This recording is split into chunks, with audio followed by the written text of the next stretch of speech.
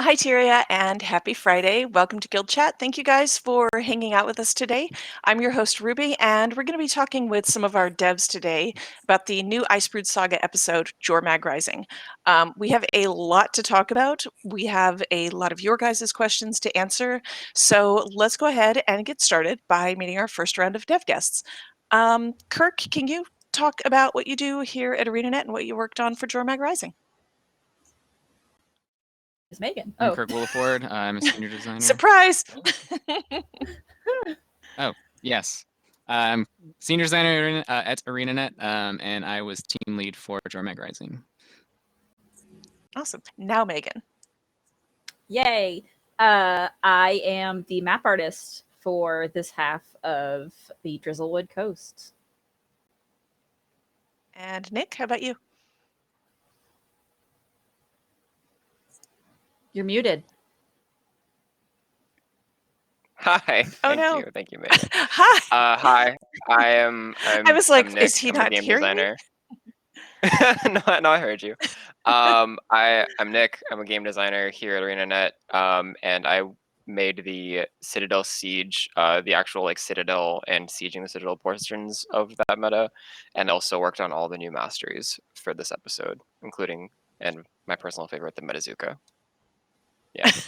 We will have to, can we talk about that later? Yes. I yes, feel we like can. it's We can talk important. about anything now.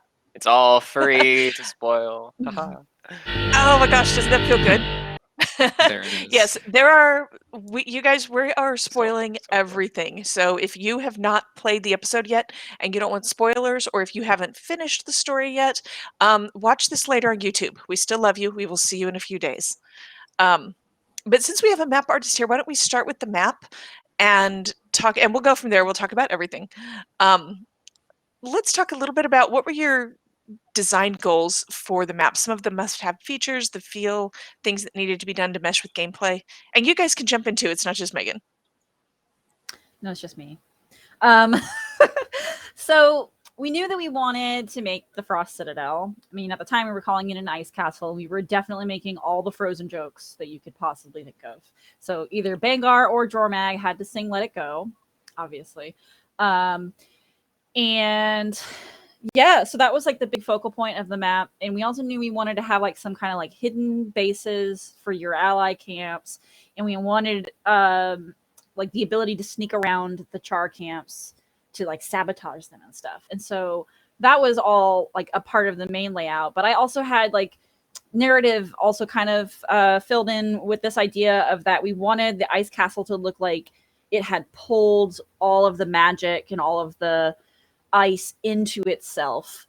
And like we had the idea of like the look of receding glaciers. And so that's how we got like those big canyons like carved into the ground that are just filled with what we lovingly referred to as Jormag juice. As much as I know narrative hates that name, Already. but it's so fun. Clock it. Like, How many so minutes in before we said those words? Like 30 so many seconds. internal assets that just say Jormag juice, and I'm like, please stop it. Yes, those But don't, because are it's hilarious. actually called Jormag juice in the file name, so I made it. Ugh. You might Yay, say you did that the it. juice is loose. The juice No, is loose. Kirk. Oh no.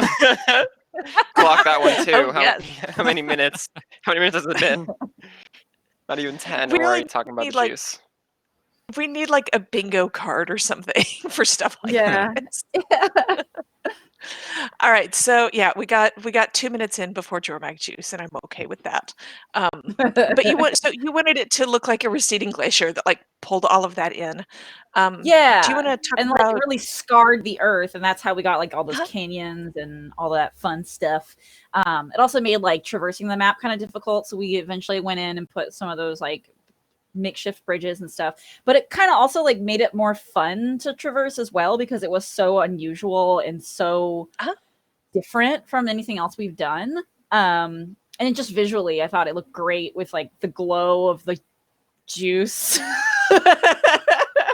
like coming up from below and just like really highlighting everything. And now I'm just getting really artsy about it, so you know. It's It turns out you're an artist and you're allowed. Oh, I yeah. checked. But I do have a new favorite sentence for the day in The Glow of the Juice. Don't drink it if it's glowing. It's not okay. It's a lot like Yeah. trying to drink lava. It's like So Ecto do you want Cooler, to? but it's a different flavor. Excuse me. Oh wow, I remember Ecto Cooler. Okay, on topic. But let's talk about weird '80s food later. Mhm. Do you want to go over some of the art that you used for inspiration and preparation? Yeah. You Are we have, gonna show my stuff now, or yeah. Let's do it. okay? Yeah. We So totally this can. is a sketch that I made when we started.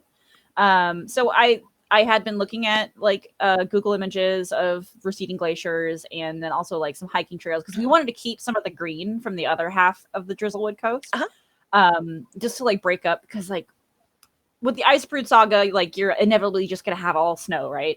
And so like the idea of having Yeah. the Drizzlewood coast was to have some green and some different. And so like yeah, in that concept art, I sketched it to where like you can see as it slowly goes back towards the citadel, stuff starts getting pulled in and stuff starts getting dead and brown and then eventually white and blue.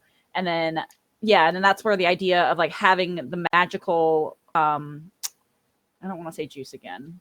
The magical I mean, it's veins. out there. You ready to book the steal, Megan? You have to. I know.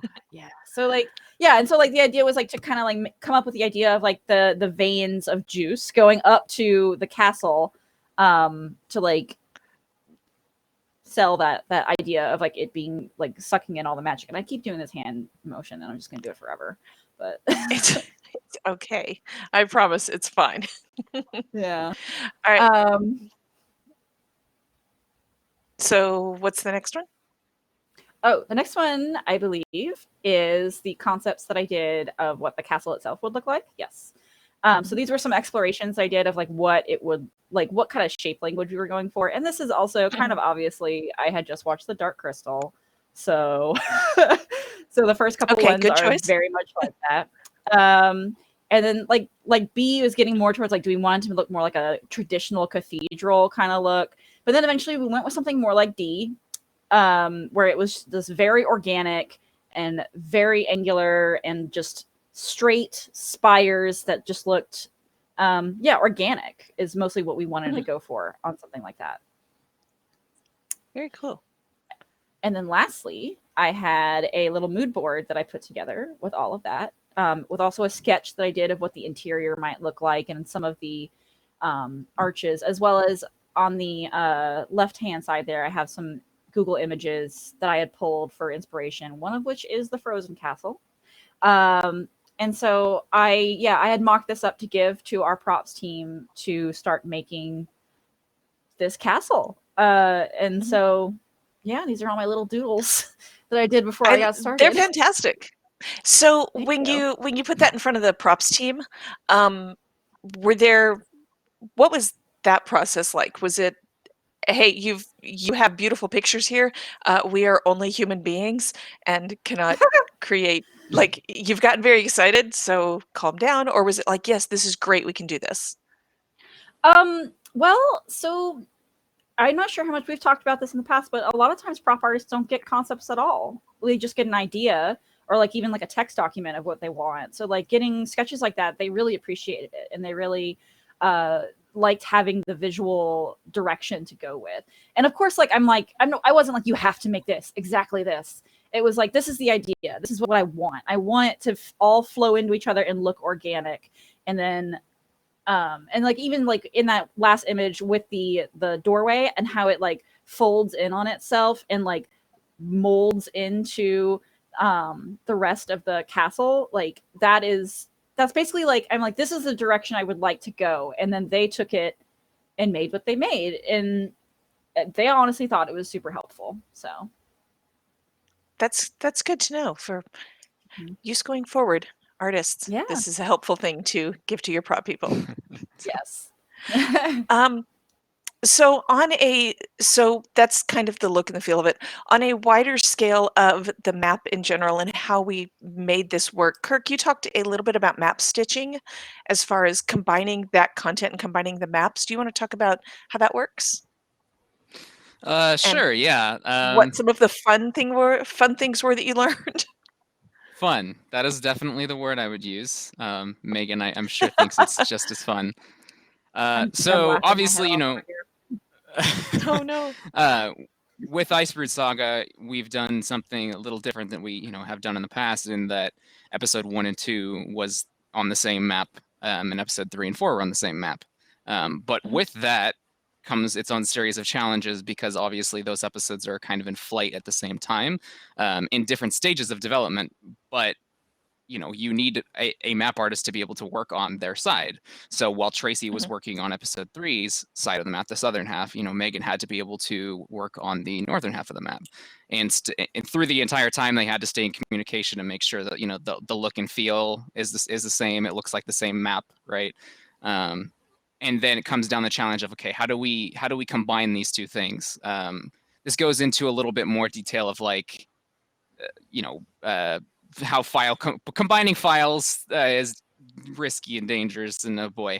But we had to come up with a process for episode 1 and 2, and that involves coming up with a series of scripts that are able to take all of our content objects that designers and gameplay programmers and such put in the map, and combine them with what existed in episode 3 side.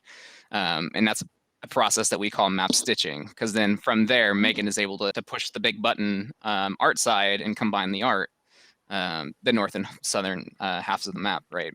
But that button is, it's kind of a new thing for us, so it's been a fun learning experience. Fun is definitely the word. Things kind of go here and there. You have to do a lot of sanity checks, but it's also just, it's interesting to see, and it's always fun when it comes together. It's like, yeah, this feels like one big map now, which is exciting for us. And it's also exciting to be like, okay, maybe I didn't have to clean up as much as we thought we would, but there is some stuff here and there that you have to clean up. Like, it turns out all of the ice in episode 3 side of, when the river was covered in ice, there was some spawns on those. Those are now floating because that is obviously not there anymore. So things here and there, you kind of have to sanity check it all, but it's just kind of an interesting experience that we've had to learn and try to get through. So Megan, and I don't want to get like hyper technical and have you guys like start having to read out code, but I would like to go into that a little bit. So like when you were working with Tracy, what were some of the pitfalls when you're sanity checking and when you're meeting up and when you're going back and forth and making sure everything matches up? What are some of the things that you're looking out for? Like, hey, we can't do this because this will happen, or we need to watch out for this. So obviously where the border, the river that we both shared, that had to be kind of like synced up pretty early, like to determine like where her half ends and my half begins.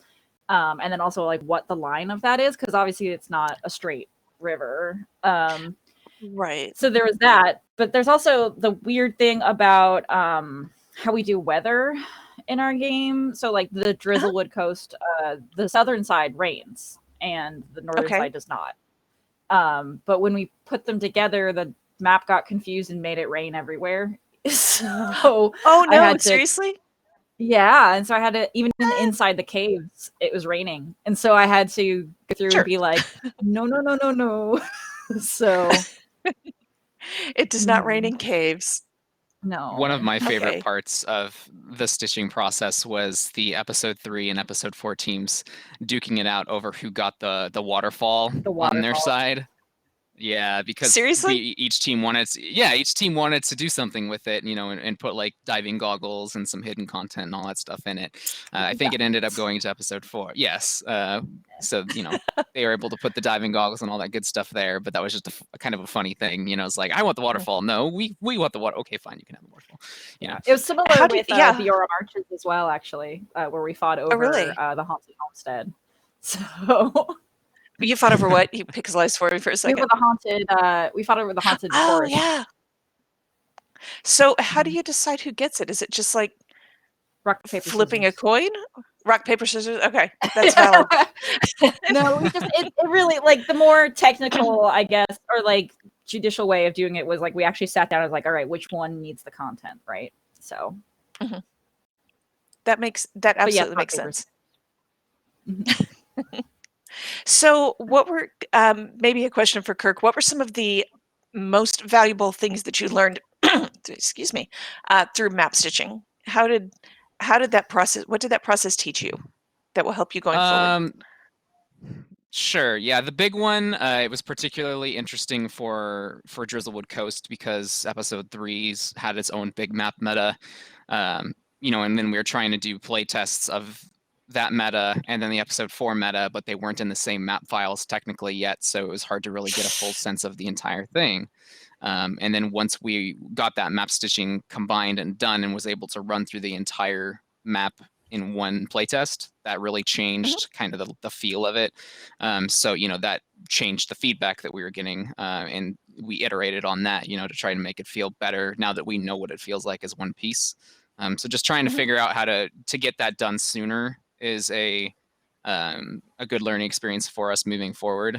And just some other things here and there, you know, like naming conventions. A lot of folks name their things different ways. So just trying to figure out ways to make that consistent, if at all possible. Something in particular was, you know, we try to share this is a little technical. We try to share some of our scripts, so we don't have to reinvent the wheel a bunch of times code side, you know, and so when we would make a change on the 3 side, it could impact 4's, and that could cause their build to break because their build was missing something that ours had, you know, and it was just kind of interesting to deal with that a lot, and we had to kind of figure out the best way to do that. Whereas if we know that we are changing a file that episode 4 was using, we'd have to make sure that we let the episode 4 team know, you know, to prevent long delays or of builds getting through and all that good stuff. Yeah, just to stop something from breaking. Yeah. All right. Well, do you guys want to? Probably Megan, do you guys want to talk about other things that you might have put in the map, like names, or I guess Jormag juice? I guess we can finally address the great mystery of the Dan in the map. So I have a new favorite sentence. The many Dan. Yeah. So several people have found the Dan, and the mystery is, who is Dan? I am Dan. Now I'm Dan. So is this like an I am Spartacus thing? I am Dan. Yes, it is actually. It's very similar. So Dan was the map artist for Thunderhead. He put his name in the snow in Thunderhead, and that was the first time it was found. And then he left the company, and in his honor, I continued the tradition of putting his name in the map because it was funny. And then someone made a fun conspiracy theory video about it, and I thought it was the funniest thing I've ever seen. And so obviously I had to do it again. So in memory of Dan. Thank you, Dan. We miss you. Yes. I love that. That's for the meta. Yeah, go ahead. Yeah. Why don't we talk about the meta? Hey. Yeah. See how well that worked out? Yeah. So yeah, we talked about stitching the map together itself, but you also had to put 2 metas together. How did you even start? After you just looked at this giant wall of meta and were like, I don't know. Then what came next? And any of you can answer that. I can start. Kirk. You know, the big part of that one, you know, I was the one who built a lot of the backbone of episode 3's meta. So going in and trying to figure out how to plug that in for 4 to make it cohesive. A lot of things were based on assumptions, you know. I tried when we were doing episode 3's to put in some things in the scripts that we could easily adjust numerically or triggers or what have you in 4 side. You know, it's just like essentially a trigger that says, is episode 4 released? If so, do it this way. Otherwise, don't do it that way. You know, trying to kind of nip that in the bud early if we could, knowing that that was kind of coming, and then moving to how when we finally did start combining the 2, you know, it came down to, well, this side on its own felt this way. This side on its own felt this way. When you combine them, they feel completely different. That might be good, and that might be not so good, right? So we have to iterate on that and find ways to have the feel of it be cohesive, but also not, tedious in the sense that you're doing the same thing again. We didn't. They feel different enough, but it still accomplishes one of the goals. If it feels like you're doing a little bit more covert stuff behind enemy lines. You're not doing it in a linear progression. So it's similar but different, right? Is the big kind of go-to phrase I would use. But then going into the Citadel, right? Having that all additionally plug into a big, awesome Frost Citadel siege, is its own craziness. And obviously, Nick, I'll let you go into more detail on that one. Sure. Yes, please. Like Kirk mentioned earlier about how, like, once we stitched the maps together, it was pretty much just like we would have meta playtests, I think, like every single week, where we were just running through the entire thing or half of the thing. Like half of the thing, ones would focus more on like the Citadel part of the siege itself, and kind of like how all that stuff flowed. And then there was like, now let's see what happens when 3 goes into 4. And I think a lot of the challenge when it came to like the episode 4 side was kind of trying to figure out like this is a very dense map, right? There's a lot of content, there's a lot of like fast-paced stuff, and there's just a lot of like rewards for said content. And trying to figure out a balance between like how much time you invest in a specific step or a specific goal, and then like how much you get rewarded for that level of investment, versus like how much we want things to impact versus impact versus like allow it to just kind of be brushed over, I think were things that required a lot of like fine tuning and just constant iteration, especially because like once we stuck the episode 3 and 4 sides together and we ran through it, there was a lot of like pulling back we had to do on things in the Citadel specifically to make sure that people weren't getting like way more fatigued because of the fact that it's like this boss has like 4 million more health than it was supposed to. So then they're just pressing 1 on this boss for like 4 more minutes than they should have, or something along those lines.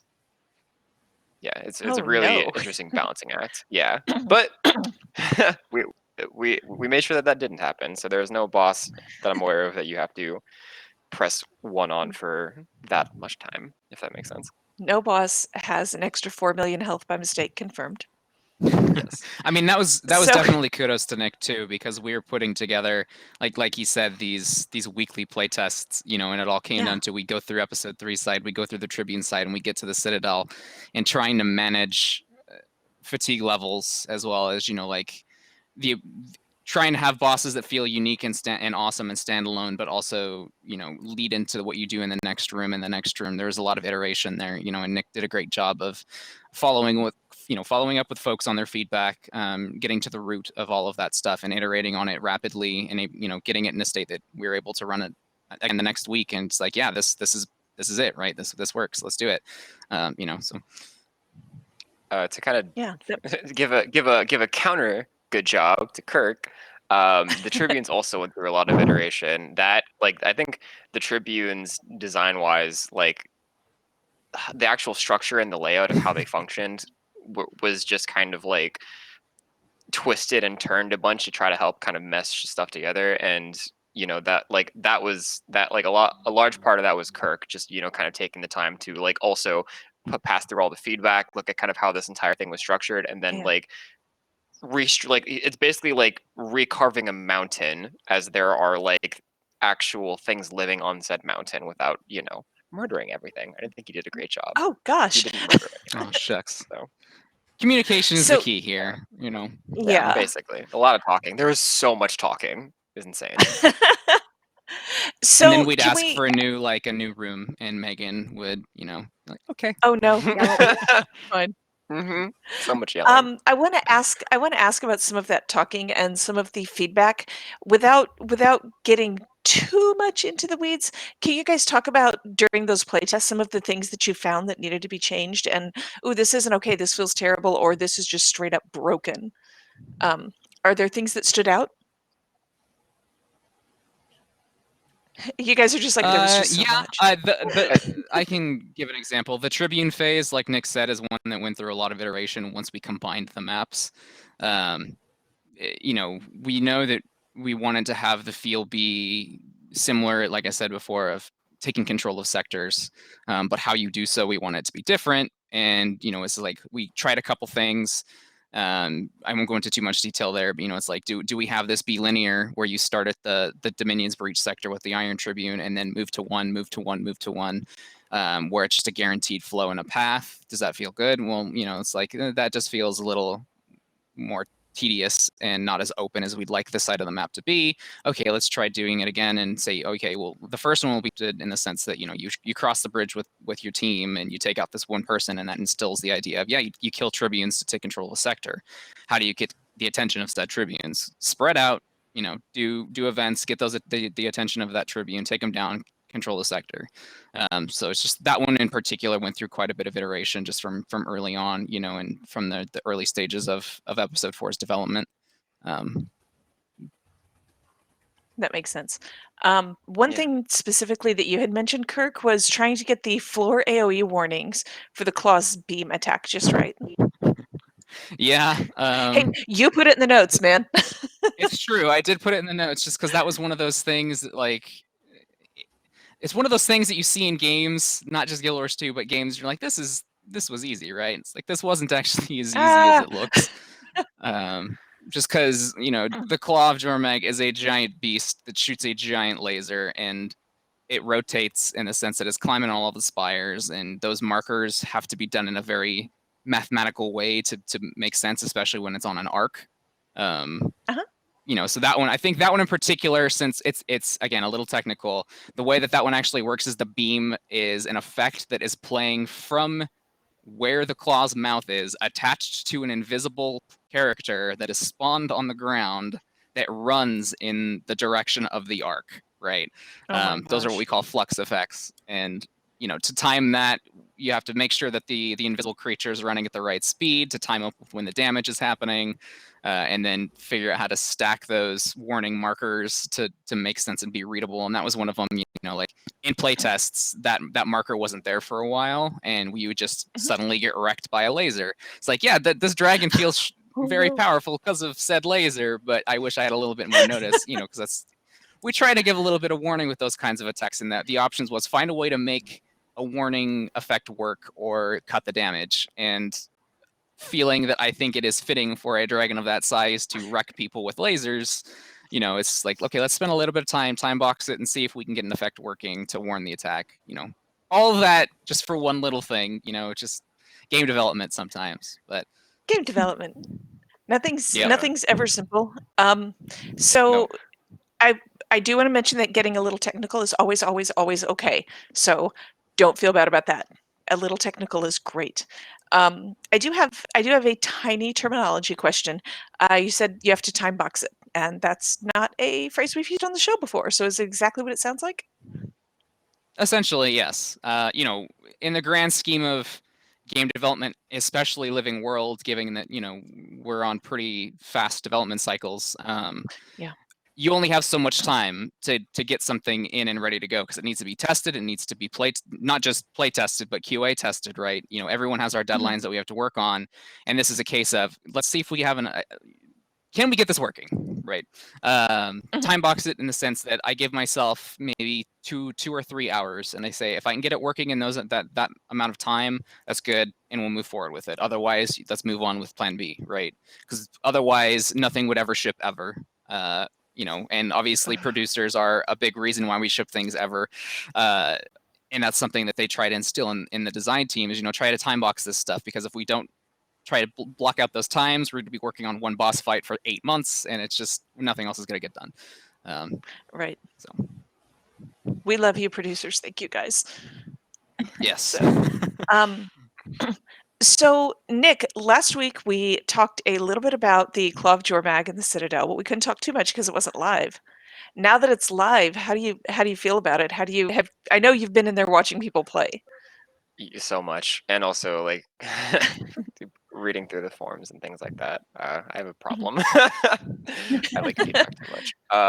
Your problem is that Like- you're a game dev. It's fine. It's yeah, I'm too much of a game dev. I think like when it comes to like if we're talking about like reception and player reaction. Like I am overwhelmed at the amount of like positive feedback that has been given to the Citadel and the claw fight that comes after it and that entire kind of like sequence. There were a lot of lofty goals that we kind of tossed into that, and there was a lot of back and forth, a lot of iteration. There were so many times where we would like the tank fight and the Phalanx in particular went through so many iterations that it was insane. And this is like having a instancy style, like hopefully raid-esque feeling in the open world. Kind of having this very cinematic-esque directed experience towards the end. It, like I said, like there were lofty goals, and to see people actually kind of like enjoying that was it felt great, I guess is the best way to put it. That's good. Yeah, because that that took so much work. Oh my god, so much work. Yeah, so I guess I'm appreciative. Of course, there are always things to learn, and there are things that I wish I could have done better. But it's good to take the W's when you get them, and I feel like this one to Yeah, an extent was a W. Yeah.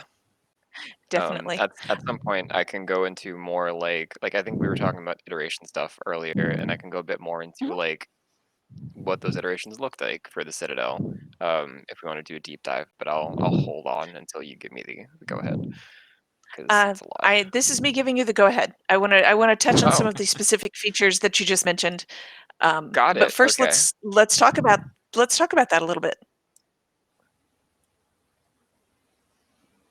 Nick, About what? Sorry, you said about it, and I'm like, what?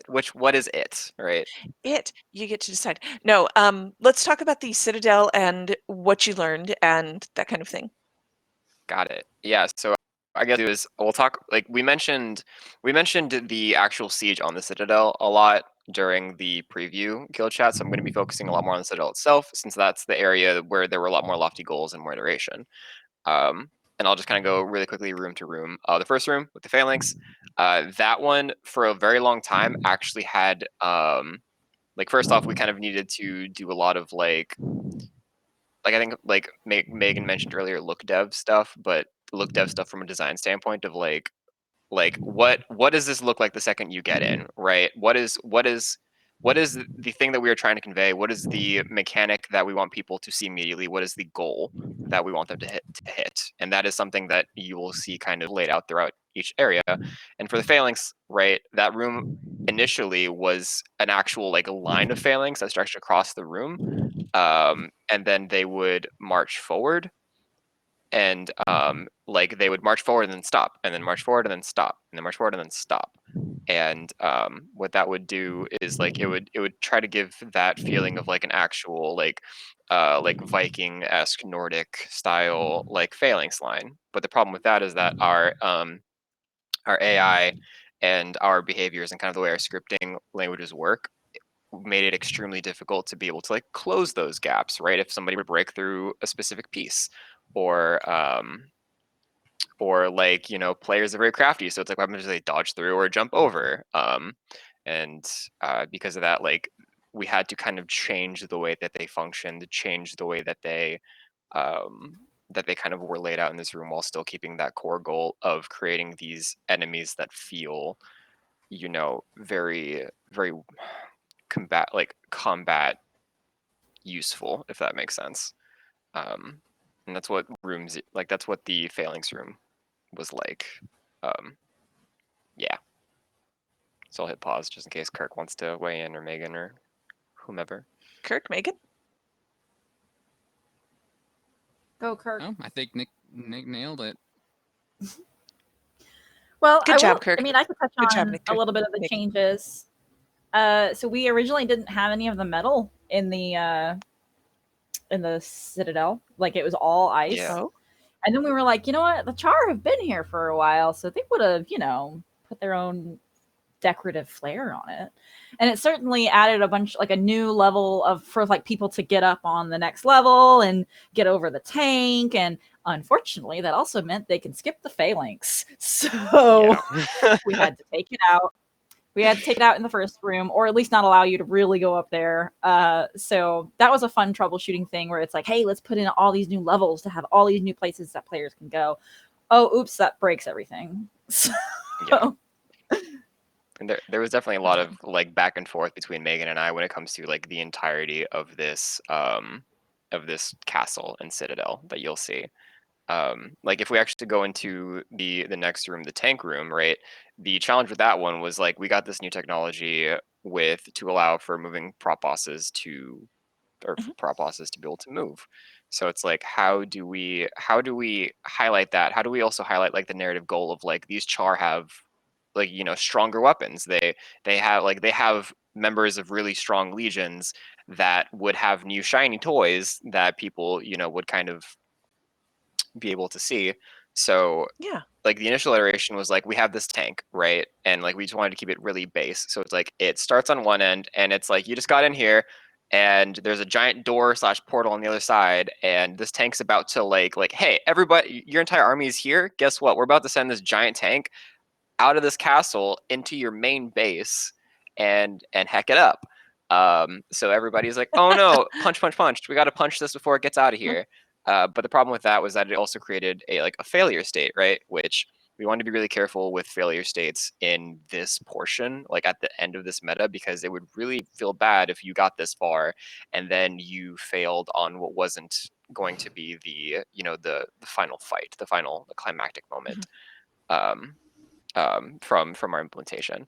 So we then iterated on it and changed it into kind of like the tank doesn't leave the room. The tank is just like it's a big boss. It's a weapon that they're going to utilize to stop you. You just happen to walk into its garage pretty much, and then you fight it. So then we had it like going around in a circle, right? And we were like, okay, well, how do we kind of stop this, right? Like what is the mechanic here? So we were playing a lot with like stalactites, both in the first iteration and the second iteration, where it's like you would actually break off the stalactites from the ceiling, and then like you would have them crash in front of the tank and stop. But the problem with that was that our prop to prop kind of like visualization, when it comes to this kind of stuff, is really it's not as well developed as we would need it to be to like look good and kind of get that like artistic goal set and visualization that we usually get. So we kind of had to scrap that, and then it was basically peeling back the layers and getting down to what is the main thing that we want to do here. And the main thing was get a tank that you can stand on and punch, and it drives around and is big and bad and shoots a lot of stuff. So at the end of the day, we had it like drive around, and I built a bunch of skills that basically made it go big boom. And also a shout out to Benjamin Arnold, who I'm sure everybody's familiar with, who definitely helped me with a lot of those skills and getting the things locked down, and also kind of helping the tank and all of its parts consider spatially where it needs to shoot all those skills. And actually, Kirk, like shout out to Kirk as well, because he had a really good idea when it came to how the tank moved. About like it used to move in a circle, and then Kirk was like, "What if we just make it a figure 8?" And what that did was that allowed us to have like specific moments where the big shot, where like you kind of walk, like where it just shoots a giant line of like missile fireball things through the room and it just causes like mass devastation. Like it allowed for good visual timing on that. All right, I'm gonna speed up. Then with the conversion chamber, there was a lot more conversation with Megan because this was like the big cinematic moment where you actually get to visualize what the area kind of like what the conversion area is, but also kind of keeping on those main goals of like you walk in and you have an understanding like everything that you kind of need to deal with is in front of you.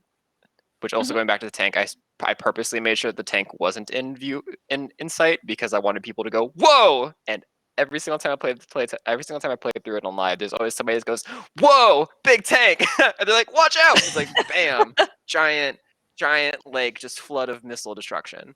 So like with the conversion chamber, there's a lot of conversation around like we walk in and it's like you'd see the machines, but then you'd also see the conversion chamber in the background, and it was like I asked Megan, I was like, is there any way we can take the conversion chamber and we can actually lift it? Like this beautiful image that you see here. And the reasoning for that was because we wanted to create like a level distinction as well, to show like this is the focal area that you kind of need to get into. But then it's like, okay, how do we stop people from being able to get into that? And then well, it's like these Frost Legion have these giant, like this giant bubble, so let's create that. And then, like as you can see in this right here, in the picture, like it kind of shows you what the main goal sets are, which are there are machines, there's a thing in the middle, and that is your main goal. But how do you get to that goal, right? How do you bring down the shield? So like shout out to Megan as she sits in this room. Like I get to tell her how happy I am that she was my map artist, because she did an amazing job like with the turnaround and kind of like putting up with me being like, hey, so can we take this entire section and move it up, or like can we swap these things out? Because what it really allowed for us to do is create like a space where 80 people can exist and fight the things that they need to fight and still feel like they're all working towards a singular goal without feeling they're sitting right on top of each other. Because it's hard to like have an instance with 80 people in it. And yeah, that's pretty much it. I think like in third room, it was like kind of a secondary phalanx / merging of like allowing people to understand that the claw was coming, right? And the claw has been a threat, but now it's about to be a much bigger threat. And having that really kind of like it marries all the mechanics of what you see throughout the Citadel with like the juice and all of the juice that's everywhere. And then also like the phalanx, and then like juicing the claw. And that room particularly was very interesting and difficult because we actually had like too many phalanx at one point. Like we had multiple lines, and then as we iterated through it, we were like, these are just like, there's way too many hard blocks. We need to cut some of this out. And then it's like the juice should like blow up sooner. And then it's like, well, how do we have these pipes destroying? And it's like claw comes in, rips at stuff, blows stuff up. And it's all great. And of course, the juice mechanic, as everybody's aware of, in room 2 was really interesting because there was a bunch of laying out of stuff. Like, where does the juice go? Right? Are there safe areas? Are there not safe areas? How do we kind of do that stuff? And if you actually look at this picture right here, it's like that's what it looks like if nobody has done like if nobody has used the collector at all. So I wanted to create safe spaces where it's like where it would make sense. It's like if like these are grates, the juice is a liquid. Liquid go through grates. People will stand there. This and be is safe. fair. Yeah. Yeah.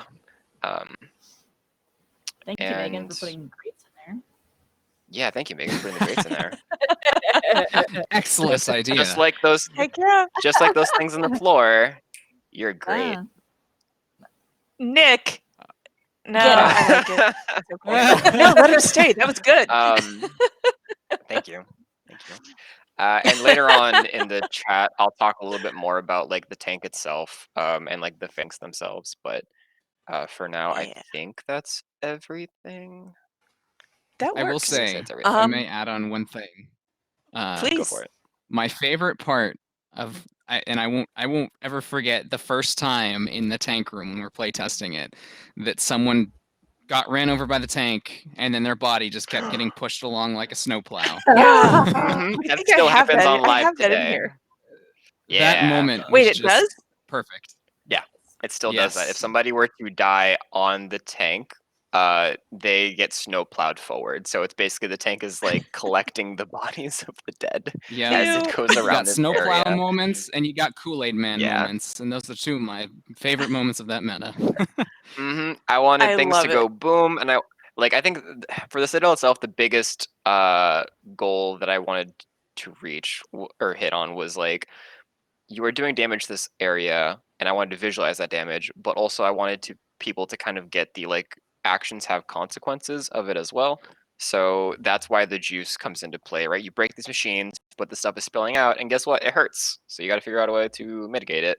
And also, you destroyed all the stuff, but now the place is actually falling apart because you destroyed all the stuff, right? You can't blow out a main support in a house and expect it to just stay there. And yeah. But yes, the actual driving forward part was amazing, and I also didn't know about that, and then I laughed so hard when it happened. Emergent gameplay for the win. Yes. Speaking of Kool-Aid. Speaking of all the things. Speaking of emergent gameplay, can we talk about the Metazuka? Because that had some. Yes, we can. That was that was a whole thing. Yeah. So what is during the Metazuka, and how did it come to be? What's it for? Yeah. So the Metazuka is the new item that you can acquire within the actual Iron Legion way station that you can just like interact with, pick up, and it's Metazuka. And what the initial goal was to kind of like the very first iteration of this, because this also went through a bunch of different versions. Very first iteration of this was like we wanted something that was kind of like that utilized that model that we had gotten for episode or for the wildcard release, and then kind of like play on it. So I was gonna build like a rocket launcher, but then it's like, well, how do we? So I built a rocket launcher, but then it's like, how do we get this into the actual feeling of the episode and kind of have it blend and be married into everything else? Because like it's one thing to build something, and it's another thing to build it in a way that feels integral and holistic when Sure. compared to everything else that within the release. So we got a bunch of feedback from leadership that was like find a way to incorporate it into the waystation stuff because it was at first going to be its own mastery. And then I think we talked a lot about like the trifecta, right? You look at the EMP, that does a bunch of CC. You look at the remote charge, it does a bunch of damage. So then we were like, okay, well, if we what if we made this healing like rocket launcher, right? Like huge inspiration. Like the initial inspirations were like I wanted to marry kind of like Team Fortress 2 kind of like rocket jump-esque feel stuff with like Overwatch, Anna and Farah, and just kind of get that mobility feeling. And we wanted to make sure that this thing, because it is a bundle, didn't like because like having a singular healing skill feels like is useful, but when you actually kind of like have options and a new dynamic, it's a lot more useful. So we wanted there to be multiple skills, but the problem with that is that you can't have multiple skills on the ground, because whenever you give a player a bundle, something that we need to consider is like how long are these people going to be holding this bundle? How long are we planning on like having them invest their time into this? Because at the end of the day, like players have invested a bunch of time into their gear and skills, and they like using their gear and skills, and they know how to use their gear and skills. So pulling them into something else needs to feel rewarding, which is also something that we like had to spend a lot of time with when it came to the vacuums. Because those are also a bundle, but that one you're on the ground. With this one, what we decided to do is we decided to have the gameplay element hit on something that we don't really have, which is like airplay. So you get shot into the air, and then you activate the slow fall, or your slow fall gets activated with the parachute, and then you have the ability to rain healing chaos on all your friends. It's great. It's great. But also the main thing is just I wanted something that would shoot you up into the air like a springer without needing to use a springer. So yeah, that's that. That's fantastic. Yeah, and I think that kind of covers all of the iterations. Like it was a rocket launcher, and then it needed to become a rocket launcher that did heals, and then it needed to become a rocket launcher that did heals that didn't interfere with core gameplay loop. That's Yeah. fair. So when you were designing it, when you were working on it, you did have some iterations and some things that you had to fix, like shooting people too high in the air. Yes. Oh my god, there were multiple times where where like so when I was working on it, shout out to Joel again, always Joel. Because him and I were working on the advanced movement stuff because it actually uses a lot of the tech from mounts, which is separate from like your standard movement package stuff. And Right. we kind of had to tweak a lot of it. So we went through like multiple kind of like we went through multiple iterations on like how to shoot you up in the air, and a lot of them were basically like you would get like shot up into the air, but then you would like come back down and then you get shot up into the air again because of how the code would work. Or sometimes it would actually store your like upward momentum velocity. So what happened is like if you jumped and then did it, uh, and then tried to do it again, it would actually have like kept all that together and then shoot you straight up to the top of the skybox, because it's basically just like, guess what? It multiplies, and then you just go whoosh, right up into the air and like hit the skybox and just stay there. Because so it just reminded me of like Wile E. Coyote, and things like that. And there was also like emergent gameplay stuff. I think I kind of mentioned that word a little bit earlier, which for anybody who doesn't know, emergent gameplay is basically when something kind of like when a thing that you make interacts with other things in a way that you wouldn't have necessarily like expected for the most part, but it leads to good experiences. So during the playtests, when people were using the Metazuka, somebody actually shot themselves up into the air, but they shot themselves up into a ley line. And what happened was that the ley line actually grabbed their parachute and sent them through the ley line, which was absolutely bonkers. And when somebody told me that, I was like, "What?" I was like, "Yes." But of course, there were issues that came with that too. A lot of like visual stuttering. So we worked to make sure that like it can interact with things like the updraft, which you just saw, and also other things like anything that uses our wind technology. And yeah, ley lines and updrafts, and that stuff was so exciting because it opens up so many more avenues for fun experiences and gameplay. Yeah. What about rocket jump plus tonics equals what? Some Rocket jumps tonics. plus rocket jumps plus tonics equaled a very bad time. So unfortunately, we had to disable the Metazuka being able to be used alongside like transforms and tonics. So like if you're in your Reaper Shroud, you're not able to use it. If you were in I think like maybe your Soul Beast form, if I remember correctly, or if you're using a tonic, even if it's a combat tonic, we ran into a bunch of issues where it would just cause a bunch of bugs. So we had to kind of just like make a hard decision to unfortunately leave those things out.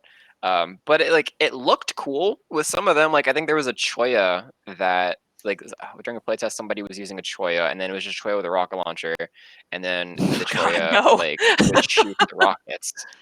And I don't think we can actually we had a picture of it, but I think unfortunately it was too low res for us to be able to utilize or like show on the stream. So yeah, it was pretty, but unfortunately we do have to make decisions like that sometimes. And it's like It did even though it not would have work been well. really cool, yeah, it didn't. It wasn't able to be something that we could ship with. My favorite Yikes. was turning into a chair and shooting rockets, personally. What? Oh my god, yes. Are you Yes. serious? Can we put like just that back in? 'Cause Sorry. I love that. I want to be a chair with a rocket launcher. That would make me. That's like the best improvised weapon right there. Like, They got mad. Too many people sitting on them. Chairs rise up. Could you then like come down and like smack them with the chair like it's wrestling? No, so actually the chair would actually give you your parachute. No. Yeah, like so you Parachute. would be falling like yeah, it would be a parachute. So you'd be sitting like on your chair, just really enjoying it as like you were floating down. Yeah, Okay. it was cool. I will make my peace with the fact that I'm probably not going to get this, but it sounds fantastic. So I want to hit on a couple of other quick things, and then we have a handful of viewer questions that I want you guys to see if you can answer. Nick, we talked about the tank in the tank room, and during development it was like covered in turkey raptors, and we talked about the player snow plowing, and sometimes it sank into the ground. So let's talk about this thing. Yes. So the tank itself is actually a mishmash of different prop bosses and props stuck together. Like once again, shout out James Barwick, who did an amazing job rolling with my crazy idea, which was basically, can we take this model, can we take all these pieces and then break them apart, just break them up, so that way I can have different things looking at only like one or two states, and I don't have to have my prop boss looking at like 15 different conditions, because that's kind of the way our prop bosses work. They're basically state machines, and then kind of like it rolls through a cycle, and it then checks like which is the best state to go into next, or like which state should I be in. So by breaking everything up and having each piece kind of own its own tactics, own its own like responsibility, like they're basically all just actors in a play, right? And they're like the tank itself is a play. So I stuck them all together, and that took a lot of like finagling and fine work. And early iteration, I actually used turkey raptors, which are our giant raptors that look like turkeys. I don't know. Do we have the image for that one? Okay, that's unfortunate. But okay, got it.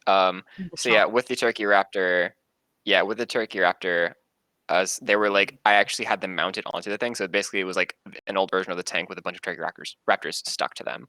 And then when it comes to the tank sinking, more specifically, it's actually, like I said, like it's a giant prop, and because of that, the way that we move it around the world needs to be very specific, and it took a lot of time to like polish that up. And it also led to a lot of bugs when we were trying to figure out how to make things work a very specific way. So at certain points, I would change a specific value, or I would swap who an owner was, and then it would lead to things like the video that you will see in a second, where the tank actually like would start going on its path, but then it was on a rotation, and then it would just sink into the ground and disappear forever. And what it was actually doing was that it was it like at points it would forget where it was going to go, so it would automatically default to 0. And 0 on our map is like in the middle of nowhere. So like there was a lot of trying to figure out how to stop it from doing things like that, of like just going off into certain parts of the map and being like, bye forever. Or when it blew up specifically, having it understand, because when our gadgets die, like they forget a lot of stuff. They like a lot of the considerations that they have just kind of get cleaned up, because it's like, I don't need you anymore, you're dead. But because this is a prop boss, and it's a piece of collision in the world, we needed it to remember that. So what happened is like it would just vanish, and then everybody would be like, where did it go? And I'd be like, 1 second. And then it would just come zooming right back into where it was supposed to be. And it's because what happened is actually teleported to 0, and then it would then be like, oh heck, I still exist. Zoop right back to where it had actually died. And fixing all those things was a treat in of itself. I wish I had more videos of that stuff, but unfortunately, Next didn't have time. as much time to take them. Yeah, for sure. Yeah. I love it just vanishing into the ground, though. Like, time to go. I'm out. Goodbye. Mm-hmm. These people Yeah. need some. All right. One last thing for questions. Nick, thank you for the change to the malnourished icon. Oh yeah. Nick's that like, one also what did got I a bit do? more. No, I think yeah, I also apologize for talking so much. There was a lot of stuff to cover for my It would stuff, be apparently. super weird if I brought you onto this show and you did not talk. So Yeah, I know. I just feel bad because like it's like 40% of the segment has been like Nick talking while Kirk and Megan go, hell yeah, or heck yeah. Sorry, I don't know if that was I was about to say that word. Heck yeah. literally, not Yeah. even close to the worst thing that has been said on this show.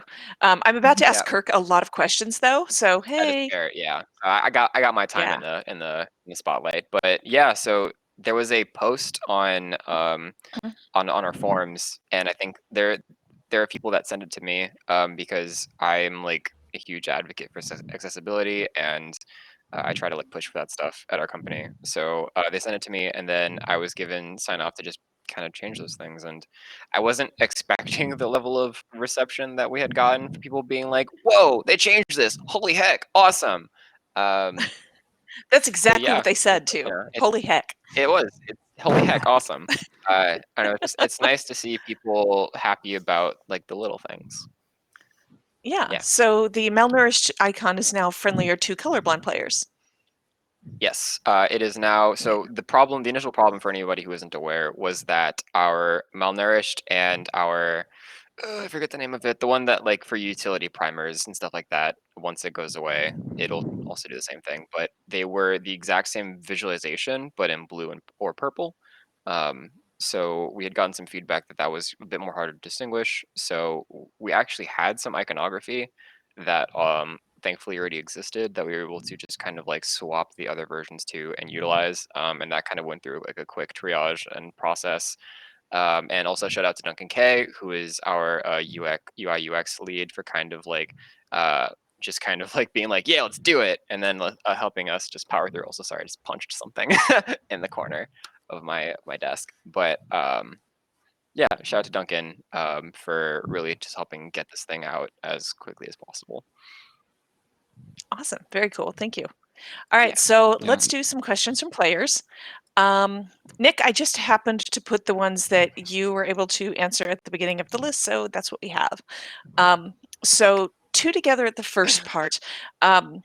Agzar CZ, and if I butcher your name, I'm so sorry, but usernames are weird sometimes. Is it possible to simplify the chest run at the end of the North meta? Stress running for chests after 2 hours is exhausting. And the second part of that question is from Gonzo Neo. What are your thoughts on the length of the meta as it is now? 2 hours south leading to 1 hour north. Kirk, go. Sure. So I wanted to answer both of these together with saying, like, as players begin learning the best way to approach the content and coordinate together, the time that it takes to complete Drizzlewood Coast as a meta is going to decrease. That said, we're keeping an eye on the feedback and listening to players, and all of your thoughts about the flow of the map. This map was definitely different than different approach for us than what we're used to seeing. And there are lots of things to learn and iterate from it. 3 hours to complete a map meta is not the intention, and was never the intention. And we did include some changes to episode 3's map, or episode 3's side of the map, so the battle cry meta, to speed things along. One of the goals was to have a map, in Drizzlewood Coast as a whole, is to have a map essentially that players could hop into at any time, whether, and you always have something to do, and you're going to feel properly rewarded for the time that you spend in the map, whether that's 30 minutes or 2 hours, as long as, you're supposed to be getting rewards all the time. But that said, we are not against the idea of making changes to Drizzlewood Coast as a map, the flow of it, in order to optimize that experience while maintaining how rewarding the map can be. So it is important. Your feedback is definitely valued, and we're listening. And obviously, this being kind of a new type of content for us, in that it is a one big grand scale map with a lot of different pieces in it. There's a lot to learn from and iterate from. So keep up posting your feedback. We're all listening. So. Awesome. Thank you. And also, these are just the questions that Kurt gave back, but if you guys want to jump in on any of them, please feel free. Tylonix, what is the intended strategy for the Tribune part of the map? We need tips. We need user tips, please. Tips and tricks. So whereas the flow in the southern half of the map is a bit more linear, obviously you're progressing from the south to the north, capturing the bases in that special order. The optimal strategy with the Tribunes is to split out into 4 groups to complete events to lure out the respective sector Tribunes as quickly as you can, in order to take them out, take control of those areas, and ultimately just move on to the assault on the Frost Citadel. So just something to keep in mind, that you can actually spread out and get the attention of all 4 remaining Tribunes at the same time. All right, that's fair. Thank you. Yeah. Let's see, from Black Arps, is it possible to have more mastery insights per episode so we can pick and choose how we level our masteries? Yeah, I can take this one as well. No. This is also this is one that we're also, keeping an eye on feedback on. Obviously, we try to include a bit of a surplus of mastery points in every release that we're adding masteries to, in order to allow a level of choice in how to acquire them. But there is room for improvement there. We're trying to find places to fit mastery points in where it feels rewarding, and ultimately mastering the mastery system and getting all those points is in itself a goal for folks. But there should be options for folks who maybe don't want to do the specific achievement that's really hard for them, or they don't like that kind of content. But they shouldn't be left out. So something for us to continue iterating on, and there's room for improvement there. But we definitely do try to include a surplus in every episode. In that, so if you can't get 5 of 8 on this one, maybe you can get 6 of 8 on the other, and that will kind of balance itself out, but still, like I said, definitely good feedback there, and something we're always looking to improve on. So Awesome. I love this username, Hot Delirium, which just sounds like Seattle in the middle of summer when nobody has air conditioning. Big mood. And we're like dying right now. Can the announcements for zone changing be made smaller or only sent to chat? Yes, so this is something I have seen feedback for quite often. We saw it in 3 as well, but it kind of slipped through the cracks a little bit. They serve the messaging in the map obviously serves a very important purpose to the status of what's going on, not just in the southern half, but in the northern half as well. Particularly since there's no voiceover in the map right now. Again, obviously the plan is to add that back in as soon as we can. But we can look into having the hide optional announcements flag that you can set in your user options count for those. So that's something is on our list to do. So that will be coming. Yeah.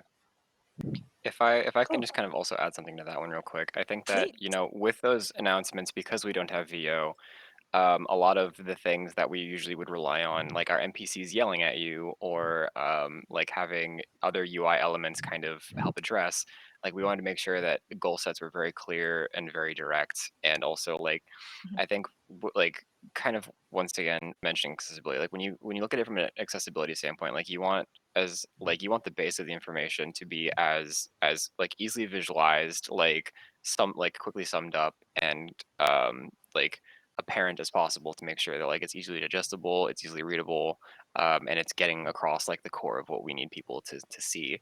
So yeah, like that was kind of a lot of the intent behind at least why we had some of this visualization be like, and now this, right?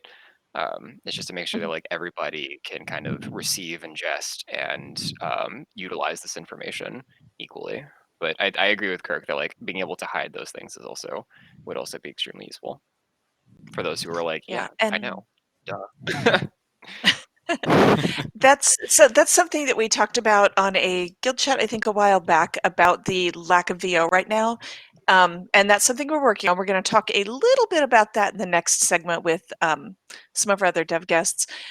But without, like Nick said, NPCs yelling at you, we have to rely on other cues to make sure people don't miss important things. So that has been a big part of it. All right, so this one is from Norentic, and I think this is probably just a, hey, some people have missed this. Can the adventures please have a reset button? Why, They do. yes. Yes. So if you Next didn't question. know, just figured. Yes. Next question. If you click the X in the top right of the corner of the UI where the adventure description is, it will take you out of the adventure and let you reset from the start there.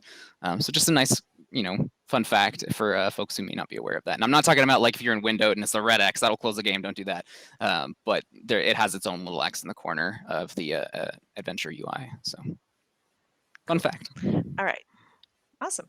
All right, from player named Infusion, not from an actual infusion. Metazuka was a neat option for players to temporarily play support on classes that might not have strong support spec. Will we see more mastery unlocked support type utilities for open world? Yeah, so Nick went into a lot of the detail of the thought process behind the Metazuka. The Metazuka was designed to complete kind of a trifecta of that the way station mastery, the skills that you get from it, present to players, right? You got the remote charge is your raw damage or kind of traps if you want to set them up that way. The EMP is a form of CC, and you can stun and break defiance bars with it. And then that leaves the Zuka as the healing and support skill. We're always trying to find new ways to bring new things to bring to the game with the mastery system, and with that we're trying to find ways to maintain their usefulness outside of the episode that they're released in. So it's hard to say what will come in the future with that regard, but fortunately with the way stations, one of our big goals there is maintaining it being useful outside of Drizzlewood Coast. So as something to keep in mind with that one is you can use the portable way stations and thus all three of those skills in any open world map. Just as long as you have the supplies to buy the portable way station and then the war supplies to get the skills, as well as obviously the mount stealth skill. That's kind of not tied to the way station interaction. That's just something you unlock. But all of those come together, and we're just trying to find ways to include things with the mastery system that it's not just like this has purpose in one map and one map only, right? Or one release only. Yeah. So yeah, it's hard to say what we'll do with it in the future, but feedback is good on that one for sure. Yeah, and also Thank you. the upgrade skills for each of those, because each piece does indeed have the ability to be upgraded into something with a bit more functionality and hope fun built into it. Yeah. Yep. Awesome. All right. last question, and because it's 1:15. How did that happen? From The Last Hobbit. The Last Hobbit has to be protected. The new Phalanx warriors are awesome. What led to their... oh, cool, I'm going to lose my voice. What led to their creation, design-wise? Well, first off, thank you for saying that they're awesome. It's highly appreciated. Yeah. I think specifically, Not me. Kurt's like, Nick. no. I'm Kurt Please. now. Nice to meet you. With the Phalanx specifically, like I had been watching a lot of The Last Kingdom. For anybody who doesn't know what that Netflix series is, and you know, like in that it's about a lot of like I think like Nordic kind of like Northern European style combat. And when we look at the Char, like the Char are very like centric, like the Char are very combat centric kind of company, right? And I want like with the Frost Legion, I kind of wanted to give the Frost Legion a nice distinct feeling thing while also kind of like introducing a new mechanic. So their Ice Legion stuff reminds you of like very Nordic-esque things. So I kind of wanted to take the mentality of like they are smart, they have a front line, right? You know, they have tanks that can do stuff, and they've got a bulwark line that is really hard to get past. And kind of show that like the Frost Legion are tough, they mean business, and they're strategically smart. Mark, do we have the video of them actually marching forward by chance? Okay, yeah. Yes. Cool, yeah. So this is actually one of the earliest iterations of me experimenting with them. And this is kind of like earlier Megan and I were talking about like, you know, how we had to go through multiple iterations of these things. And like with this one specifically, they felt way too robotic, way too similar. And we couldn't it would have taken a lot more to kind of mask that. So we ended up having to scrap like having this giant line. But the feel I think is kind of there of like, you know, these Char are here to keep ground, to make sure that they can bolster their defenses and guard their allies while their allies, you know, rain damage from above or other areas like that. And it also kind of like helps give a bit more meat, for lack of a better term, to that world v world feel, because you know when you are like, if you notice in the first Phalanx room, like there are actual blobs of enemies coming at you in rows and stuff like that. There are groups that come at you to give it that kind of like blob v blob, world v world feel. But with the Phalanx specifically, it's to kind of like bolster that a bit more, add some big baddies that would make it feel cool. And I think those are all my words. Yeah. And if I may, you know, shout outs to Megan for working with Nick to build out spaces to make those phalanxes shine. And then shout outs to Kent, our QA embed on the episode, for working with both Megan and Nick to make sure that those phalanxes are doing their job and those walls are getting held up pretty well. That is another example of one of those things in our game where it sounds easy to make it that someone can't get behind a creature, and it is a lot more difficult than it sounds, because we have a lot of different ways of traversing the world in our game. But yeah, all three of them came together, you know, and iterated on that and fixed bugs and got that polished up and working really well. So I always liken those kind of bugs to. Oh, sorry. Oh, go ahead. Kent is watching, so thank you, Kent. Yeah, thank you, Kent. I always liken those kind of bugs to like trying to childproof a house. Like you're trying to make sure they don't get into places you can't let them. Yeah. And also, here's Mo. Also, yeah. Hi, hello, Mo. Yay, Mo and his blep. I love him. The blep boy. Also, shout out to Team Pup. Yeah, shout out to Matthew Medina, who I think is actually in the next segment, for helping me childproof that house. Because we definitely, like time got really tight towards the end, and getting his help on that really was monumental. Mo is a hit. Yay! Thank you, Mo. Yay. And yes, Matthew will be here in a couple minutes. So is there anything that you guys want to add before we wrap up this segment? If not, that's okay. Yeah, I could just, I hope everyone is enjoying the release. I hope everyone's staying safe and healthy. Shout outs to the entire dev team, not just those of us who are in this guild chat, but Kevin Freeman, Clay, Carson, a bunch of others, all of our artists and all that good stuff who came together to get this episode out. So, Yeah. Also, Mo over there, every time we'd have our stand-ups over work from home, that was always the conclusion of all of our stand-ups is the good old Mo. And then sometimes BB as well, but BB's camera shy. Yeah, That's she right. doesn't like to be held though. Oh yeah, where's BB? Yes. I'm leaning forward like I can see. BB's like, please no, leave me out of this. Hi, BB. She's just like, Come on. Didn't sign up for Fantastic. this. I think It was that's a very good note warm. to end on. Thank you all very much. I appreciate your time. Thank you, Mo, for joining us. Mo's like, please, just snuggle me and let's call this good. He was napping. So All right, he's a you little- guys. He's a little sleepy. Oh, he's out. Yeah. Thank you guys very much for spending some time with us. Those of you watching, stick around. We have 3 more dev guests in just a few minutes. So we'll be right back. Take care.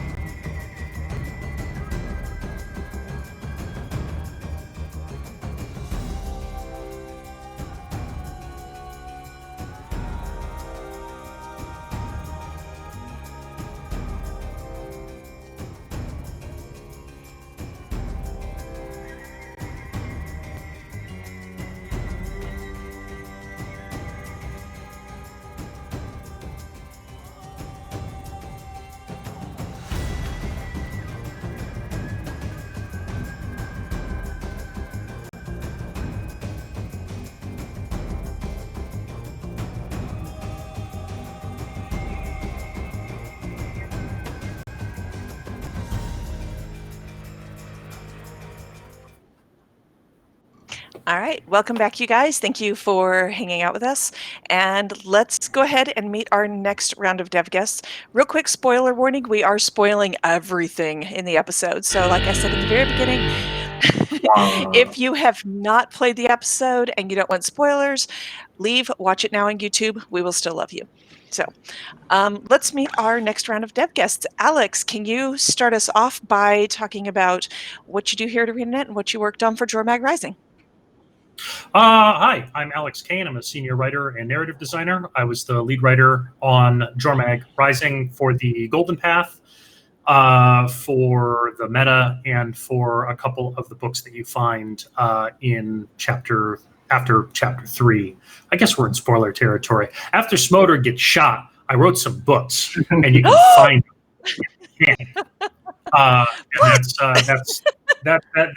That is what I did on Jormag Rising. Fantastic. Matthew, how about you? Hi, I'm Matthew Medina, a senior game designer here at ArenaNet, and for Jormag Rising, I worked on the Chapter 1 instance titled Behind Enemy Lines.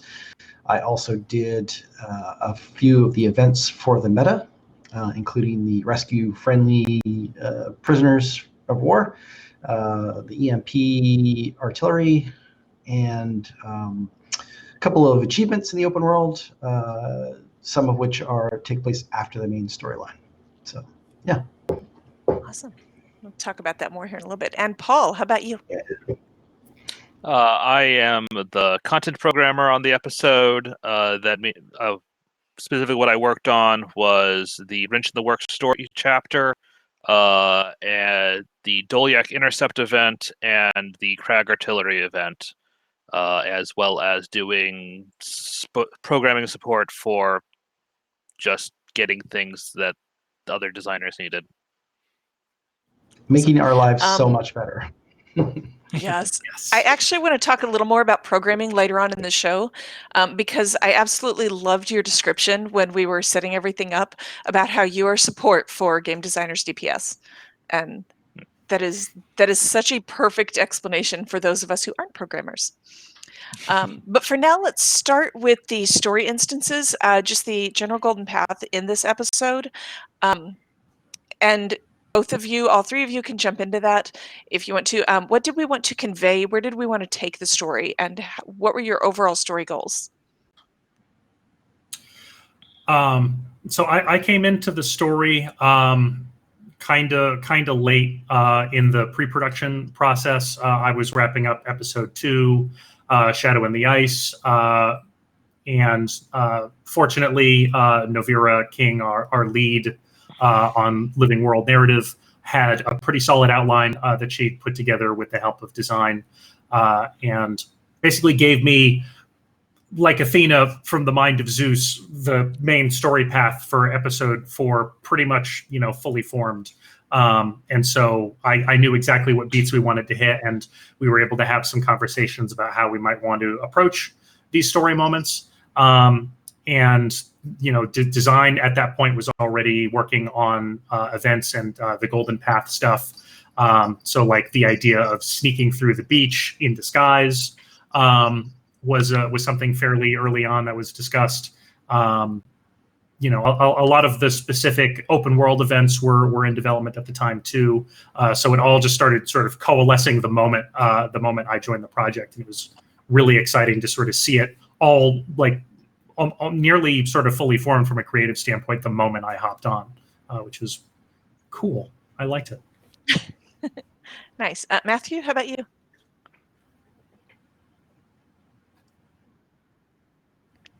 Oh no. Oh We no, lost Matt. Matthew. We'll see if okay, so let's talk about specific story parts that you guys worked on while we wait to see if we can get Matthew back. Let's see. You guys worked on chapters 1 and 2, right?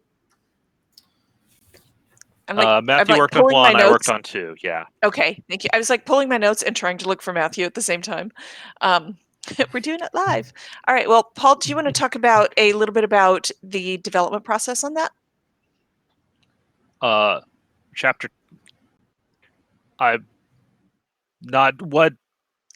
I'm not sure specifically what you're It's okay. asking. I'm It's sorry. okay. I think we're all like kind of looking nervously at Matthew's part of the screen. Yeah. Okay, Okay. Mark is going to try to get him back. Thank you, Mark. I appreciate it. And I'm like rapid fire readjusting what we're talking about in the meantime. So as a programmer, because we've talked a lot about like game designers, map artists, narrative. As a programmer, what exactly is your role? What do you do in getting this story in front of the players? And I just moved that up, so bear with me. Okay. So what I do is, so if there's a thing that designers want to do but can't do because the tech isn't there or because it's just cumbersome to do it, I go in and I try to smooth it out and make it simpler or possible. An example of that was so during chapter 2, there's a bunch of there are comm calls. This is a common thing. People call you over the comms, but they were getting interrupted by other Right. comm calls from events in the map. And the way Kirk dealt with that in episode 3 was he had a massive handler script that is like, are you in this conversation? Okay, return. Are you in this conversation? Return. Are you in this conversation? Return. And it's just, and it was cumbersome, and it just had to deal with a lot. All I did was I added a tag to dialogues so that you can just say, is there a tag with this dialogue playing? And if so, return, instead of having to update that script every time there was a new dialogue or something. So. All right. That helps. That makes sense. And my lab has been invaded, so I'm very sorry.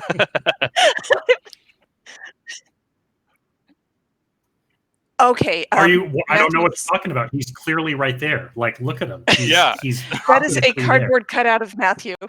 Here, excuse me. Please leave. You're precious, but please leave. Matt, Um, Matt, come on. Alex, he's not real. It's just an image. It's okay. Like everything happened so much all at once. All right, so yeah, I actually moved up talking about programming a little bit. Thank you, Paul. But I do want to talk about some specific content pieces as well. Alex, you mentioned that after the spoiler thing happened to Smoter, you worked on some of that correspondence found on his death. What were the goals for that? How did you decide what you wanted to put in there? Yeah, so I really wanted to dig into Smoter's rationale and mindset a lot more. I was really hoping for an opportunity to do that, but obviously the way that things were sort of structured from a high level, we weren't really going to have enough time to really sit down with characters. So I decided that after feedback started coming in, like, hey, it really feels like Smoter just he gets shot and that's the end of it, and the story kind of moves on, that we really want to get a little bit more insight into his character, into why he was doing the things he was doing, that goes more beyond the surface level. And so that really gave me a nice opportunity, thanks to our book tech, to write just a trio of correspondences to different characters to see how he treats different characters, how he responds to foe threatening letters from subordinates, how he communicates with other imperators one-on-one, in this case Malice specifically, and how he deals with Mia Kindleshot, who it is insinuated is going to be sought out to replace him as the Iron Imperator. So that was a fun opportunity to. Oh wait, Matt's moving again. We have him back. He's there. Do we have Matthew back? Matt. Yay! Welcome back. We missed you. We were Hello. scared. Yeah. Matt's just like, I hate everything. I'm At so least sorry once a we week, lost they you. who must not be named. Yeah. They come in and pull the plug on me. I have to reboot the God, router. It's always just for so fun. much fun. I'm so sorry that happened. Welcome back. Yeah. So Thank you. all right. So when I realized you were gone, I was asking you about the overall story and working on that and some of the highlights on that for you. The highlight for me was just being able to get back into immersing myself in this world that I love, and because of when I came into the team about midstream. So a lot of it had already been sort of the skeleton of everything was already in place. So it was a lot of putting the pieces together and getting it ready for polish, iteration, and having to sort of decrypt what other designers did to set stuff up, and understanding what the narrative beats were. Worked really closely with Alex to understand the story of Chapter 1, because I had to get myself regrounded in everything. Why are these characters doing this, and what's their motivation, and how do I best depict this in gameplay, and what's the sort of thing that I need to do to make sure that I'm hitting the theme of this episode, which I was told was, we're behind enemy lines, so we're doing some like Mission Impossible style stuff, and that was very obvious from like the cinematic to the sneaking around and planting bombs on equipment. And so I fell in love with that, because growing up I loved all of those Bridge on the River Kwai and like all these great action movies where it's a small band of plucky heroes who go and do this amazing stuff. So I just wanted to make sure that I was hitting all of that. And so it was really exciting to be able to get back in with that instance, and cut my teeth again on remembering all the things that I remembered about how to make content and all the things that I had forgotten, which was, I think I ended up on the net positive on that side of things more than I did. I think I didn't forget as much as I thought I did. So. That was always good. You usually don't. It's a lot like riding a really weird bike. So Yes, Duo is definitely a bike with square wheels. and 47 of them. Yes. Exactly. But let's talk a little bit about some of these specific pieces of content. Let's see, who worked on the Doliak intercept event? That was big. Okay. Do you want to talk about how you got started on that? I was like, I can't remember. Yeah, go ahead. So Clay initially set up the event. Well, it was Clay initially cloned it from Istan with the corpse train thing near Morden Crescent Great Hall. I forget exactly what it's called. And it so that's the starting point I had. It used to go down to the south until that didn't make sense with the capturing, because you weren't initially capturing the areas. The entire thing was initially supposed to be more covert and not tie into the meta, but that changed pretty early on. And just thing there's a whole bunch of stuff in there. There are a whole bunch of little mechanics that you just don't see because I did not scale it for 70 people all attacking it at once, which seems to be what's happening on live right now with it. What made that change? What was that? You said it wasn't originally intended to be part of the meta, but got folded into that. Do you want to talk about what was behind that? Oh no, the episode 4 as a whole wasn't initially a continuation of the episode 3 meta. It was just sort of Gotcha. You did the 3 meta, and then these were going on at the same time. It was a lot more like episodes 1 and 2. And Frosty decided that didn't make any sense because right, it really kind of didn't narratively. And yeah. Okay. Let's see. We also had I actually wanted to ask you about the vistas as well, because that's something that you worked on. Do you want to talk about the background and the technical part? How does that actually get done? Like, what do you do to get that into the game? So and you can get technical; it's allowed. Okay. So each the little map thing you see on the in world is just a gadget that gets placed there that you interact with. And then we've got a cinematic editor inside of our content editor, where you just sort of place keyframes for the fly through, and you set those up, and you deal with. You use the curve. There's a curve editor you can use to adjust how it goes in and out to make it a smooth process. I believe I have one of the only vistas in the game that actually changes the roll, because the camera sort of the one on Lookout Mountain, it angles downwards at the beginning and sort of rolls around into the spot where you end up down in the juice. Oh, really? Yeah. Oh, there it is. We had to say juice. The juice is back.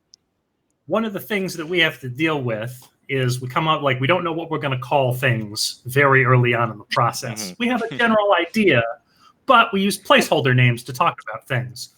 And sooner or later, those placeholder names kind of just get incepted into the whole team, and everyone just refers to it as the juice or the Jormag juice. And it's been months, and we've had some talks, and we're like, hey, you know what? This is we're gonna call it officially this. And everyone's like, Jormag juice, and all the file names are already it's like, yeah, this is river_juice01, and this is river_juice02. And it gets really hard to name those things. So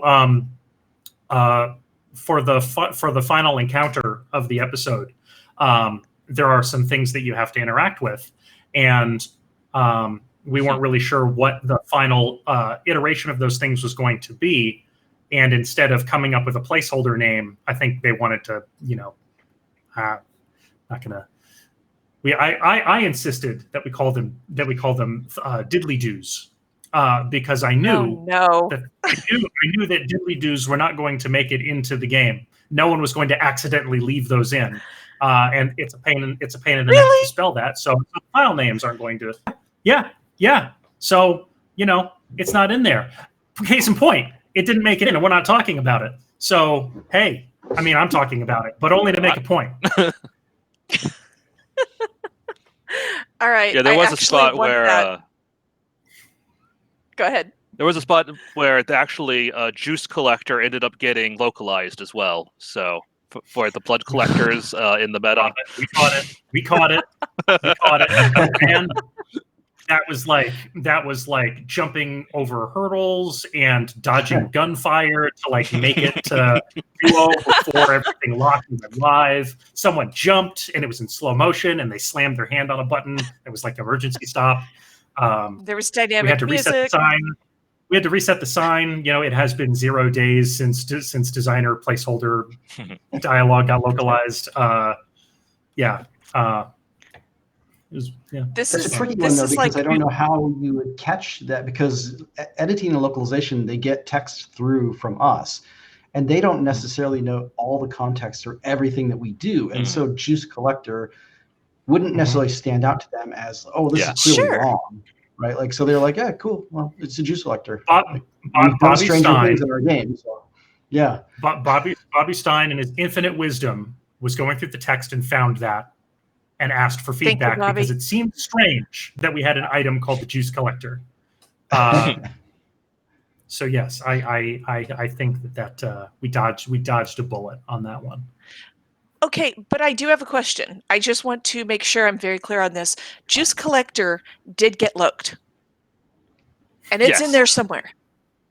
Well, it got replaced. It got fixed. But it exists.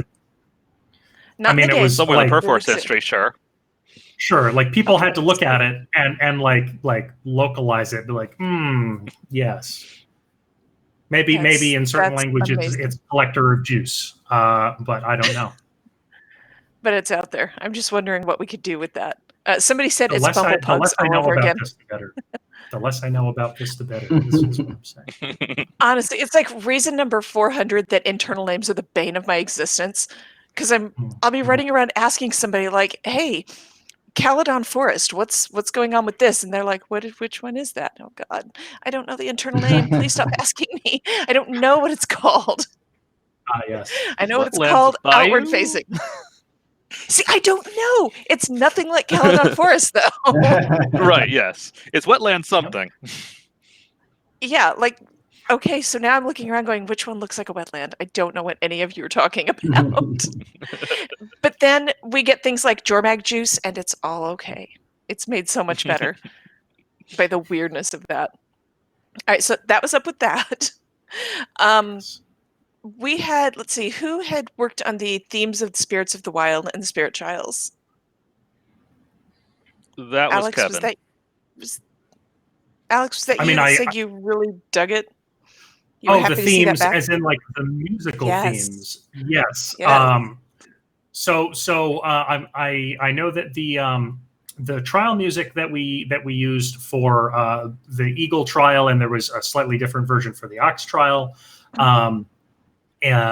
was a sort of remixed version based on the themes that Brendan Williams had done for the Shadow and the Ice trailer, which I'm pretty sure was a brand new theme that we hadn't heard in the game before. But I'm a big proponent of revisiting motifs, like musical motifs, to try and establish theme, to try and establish character, to try to establish motive. So I was really happy to see that, we'd spent a lot of time with the Spirits of the Wild in episode 2, and we'd sort of established this theme, at least in the trailer, and hearing that revisited in the Eagle Flight, the Ox trial, and then there was the additional themes. I want to call that like the Spirit trial theme, I don't know if internally there's a name that the audio department has for it. Maybe I'll ask McLean. I think McLean actually wrote the music for this episode, but don't quote me on that. I'm Then getting there's a the text theme. from McLean now.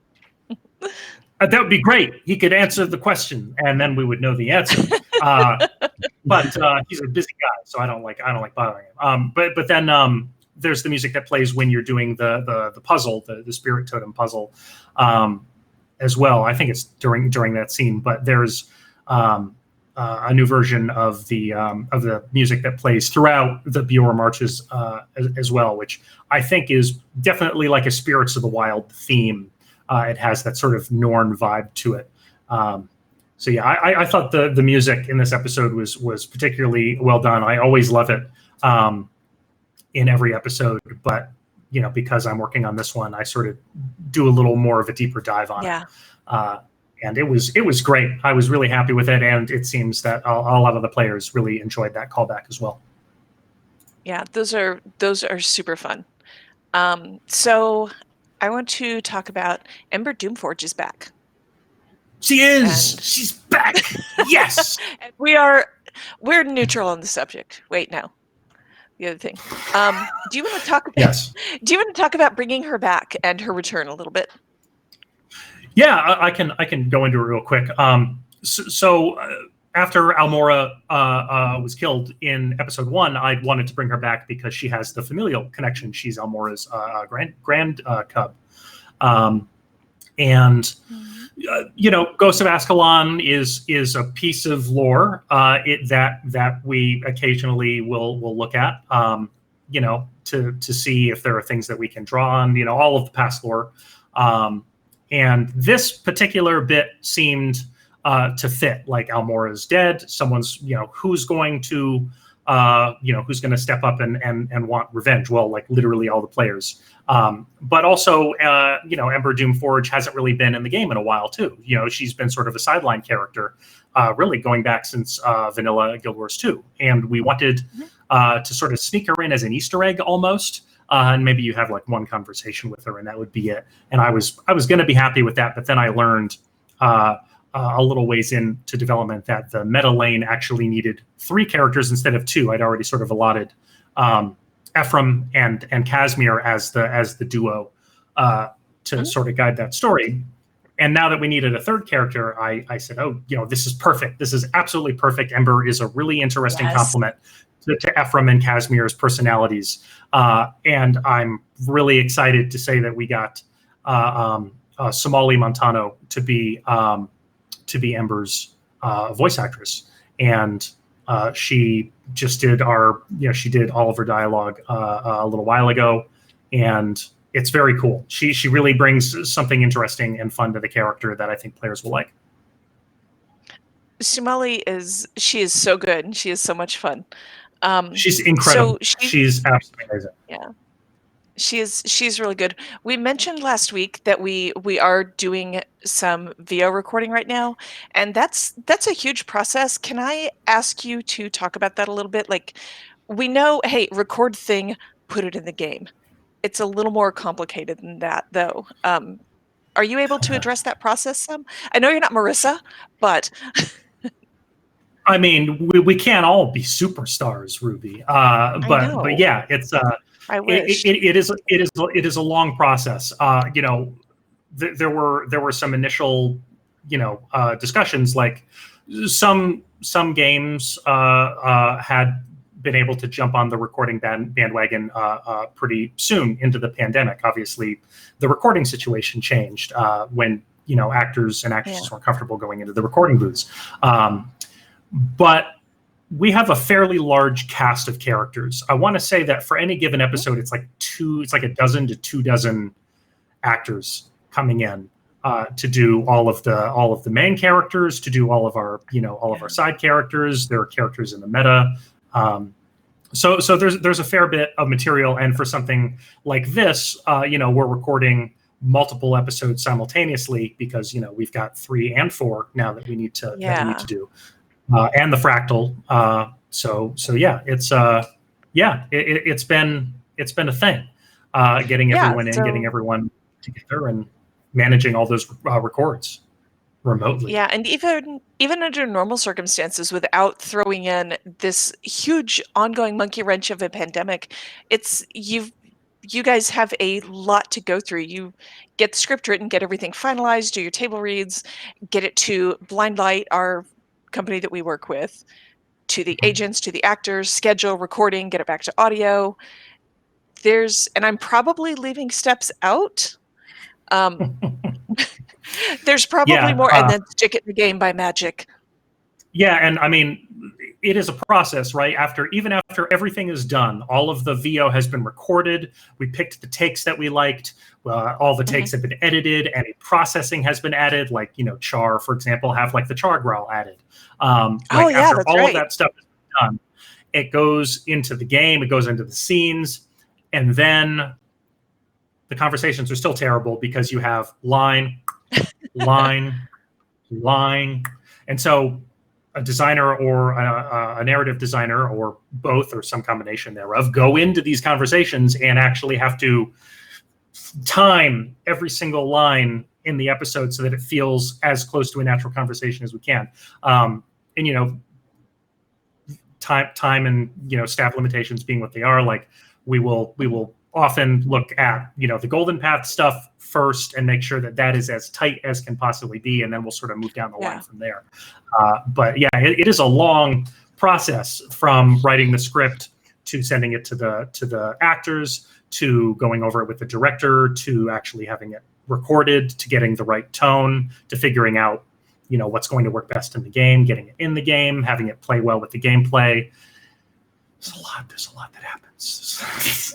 Yeah, and it made it feel like a major victory that we actually got that process underway again. So that's awesome to hear that Somali was recording this week. Yeah, Somali, and we had Kari Walgren just the other day, and it's been fantastic. Like being able to sit in those sessions again is just absolutely phenomenal. Everyone is very happy to be back recording these characters again. Yeah, even via Zoom, it's just good to be doing again. Yes. Instead of in the room. It's different. Being yes, it is different. Less Portos. Portos. I miss Portos. Oh, I know. Yeah, if anyone lives in that area, go ahead, Alex. Sandwich place. It's a bakery and a sandwich place, and they make a really good Cuban sandwich. It's really good. That's all. That's all. I've never had that. Thank you. Now I'm sad because we can't go down to have Portos, but that's okay. That's okay. So we do have. I want to talk. An hour. Sorry. It's okay. I've checked the clock. You have not, so you're fine. We do have some player questions that I want to hit up, but I do want to ask you guys what was your absolute favorite thing to work on during this episode? Matthew, I'll let you go first. Hands down for me, the thing I put most of my, my own sort of energy into is at the end of the story. Yes. We can spoil a little bit, right? So at the end of the story. We can spoil everything that is live right now. Yeah, okay. So you learn about the fate of Owl Spirit. That Owl Spirit was not actually killed by Jormag, but was rather corrupted and then went into sort of a self-imposed exile. And so it raised the question for me, well, so the genesis of this is that when I took my role on the team, I was handed a bunch of content and like, here's all the stuff that you're going to own. Like, cool. And one of the pieces that was put on the list for me was Owl Collection. And that was all that was told to me. And I was like, well, what does that mean? Oh, no. Like, owl? Am I collecting owls? Am I like going around the world and like, hooting? And like, what am I going to be doing? And then as I dug more into it, it was like, no, it's the Owl Spirit. And I'm like, oh, okay, cool. Like I worked on Holbrecht, so like I was a little bit familiar with Owl's story because I wrote a few of the conversations in Holbrecht along with the writing team then that, talked about like Owl's sacrifice. And so I was like, oh, cool, like something for me to really dig my teeth into. But I mean, I went and I looked and saw, well, there's literally no documentation on it. There was nothing. It was just, I think it was a bullet point that somebody put up during the brainstorming meeting of like, what's this thing? And so I went to, you know, people were like, well, what is this? And they're like, yeah, whatever you want it to be, like, you know. So I talked to Alex, and we ran through some ideas, and so I was able to really kind of get into the essence of like, well, what would it mean for people who, you know, I mean, the Norn obviously cherish and sort of follow the spirits as their guides in a lot of senses. What would that mean for somebody who was tied to Owl, to know that it wasn't killed but was reborn or corrupted and then sort of hidden away? And so I came up with this idea for you know, a shaman of Owl to go on a journey of spiritual renewal, which is what we ended up calling achievement. And it's just a pretty basic collection. You don't get to do like a lot of crazy things because, you know, scope. Obviously, I had to keep it kind of light. But I was able to sink my teeth into it from a narrative standpoint and really delve into like what Norn believe about their spirits, how spirits interact with them in their lives, and what it means to learn that the spirit you once worshipped and then sort of mourned because you believed it to be dead, and now realize, oh no, it's still here, but it's, you know, what does it mean like to be corrupted by Jormag, and what does that mean for my faith? And so it was a really nice opportunity to explore questions about that I've often found in my own personal life, you know, very similar themes. You know, the question of what does that mean for us as people to have belief and faith and things. And so I really wanted to get into that and explore it from that standpoint. So I was really happy to be able to do that. I'm pretty happy with how it turned out. I think players are enjoying it. The ones that I've talked to have all said that they really thought it was a nice little sort of, you know, capstone on something that got into Norn lore a bit more, which I'm always a big fan of because my very first character was a Norn, so I still have that as my touchstone for the game. Is Norn are very special to me. So yeah, that was mine. So you got to dig into that for that collection. I did. That's awesome. Paul, how about you? What was the best thing that you got to work on for this? So this was the first time I've actually had a chance to work on content. I had been a gameplay programmer before I started on this team, and I just really like the ability to go in and mess with how things are like that. I don't know. If I were to choose specifically, it's probably it was really interesting when I got the narrative for my 2 events that I was doing and trying to go in and like figure out the characters for that were saying these things. They're just throwaway NPCs, but it was like one of them was like the Doliak intercept one. He's just I think the temp name for her was Shady or something like that. And so it's like, okay, this person, yeah. So it's like, okay, this person's obviously not just going to sit there while you do the event. They need to go in and do it as well. Like they charge in. What ended up happening just through the mechanics of the game was I did set up the AI for this. They got distracted by the base spawns near their area and almost always die until the event is over, and then they just respawn. And then they go back over to where they were, and their Ash Legion friend stealths them again. Oh my gosh. Okay, well, thank you for that not happening, and thank you for another internal name, because I joke, but they do make me laugh. So Alex, how about you? Erin was the writer on those open world events, and she had some really fun names for the NPCs. So yeah, my favorite part of this episode was probably being able to put together a bunch of alts for a bunch of different things. We don't really get an opportunity to do that too often. Doing alts for things, you know, we have a pretty a small line count for voice dialogue as it is. So trying to find ways to add in lines where only a fraction of players might see it is occasionally a hard sell from a production standpoint, but from an experience standpoint, from a narrative standpoint, it really helps to make the story more personal, to help sort of reinforce that fantasy of your commander being your commander and having their own history and their own culture. And so there were a lot of things that we were able to sneak in. Some of them came from, feedback, like in the very first chapter. I think it was Frosty, Matt, correct me if I'm wrong, who suggested pretty early on, like, doesn't make sense that you can pick up this flamethrower, but you can't use your own flamethrower if you're an engineer. And that just created this sort of cascade of like, okay, so we'll have an alt if you use this flamethrower, and we'll have an alt if you're an engineer and you have your own flamethrower. It's like, well, okay, what if you're an elementalist and you can cast your own fireballs?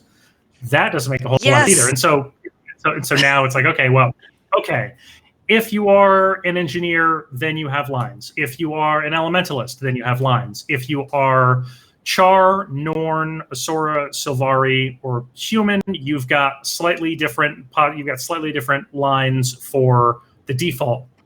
Char are more gung-ho about being able to use a flamethrower.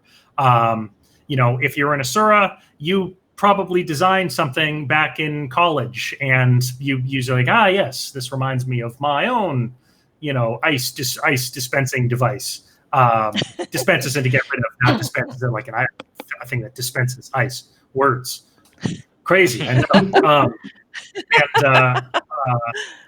So like that is just one moment in the very beginning of the episode with like a dozen different permutations that can happen, and you can see how that balloons very quickly, right? But there were because there are a lot of Norn specific elements in this episode too. If you're a Norn, then it makes sense that you would have a stronger connection to the spirits of the wild. And so when Bram starts talking about the Norn ruins, the Norn characters have different dialogue than non-Norn characters. There were some other little things too. Like I like snarky little lines where, Eagle Spirit asks if you're ready to do the Eagle trial, and, you're the commander. There have been like 28 different characters have been like, are you ready to accept my trial?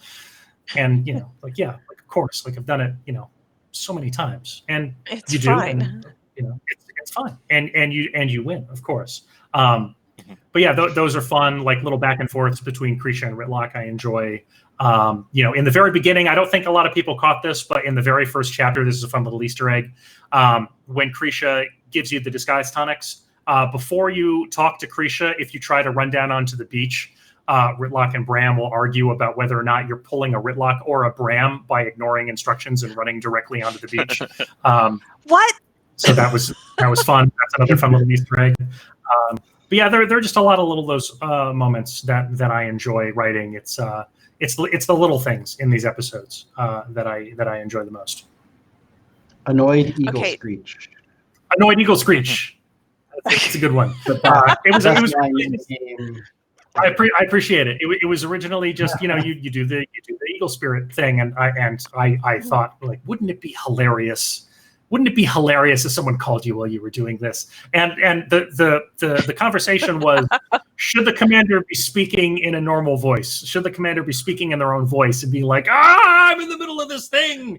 I'm an eagle and I don't know how I'm talking to you right now. But then we thought it'd be funnier if it was just annoyed eagle screech, and I think that was funnier. I think ultimately that was funnier.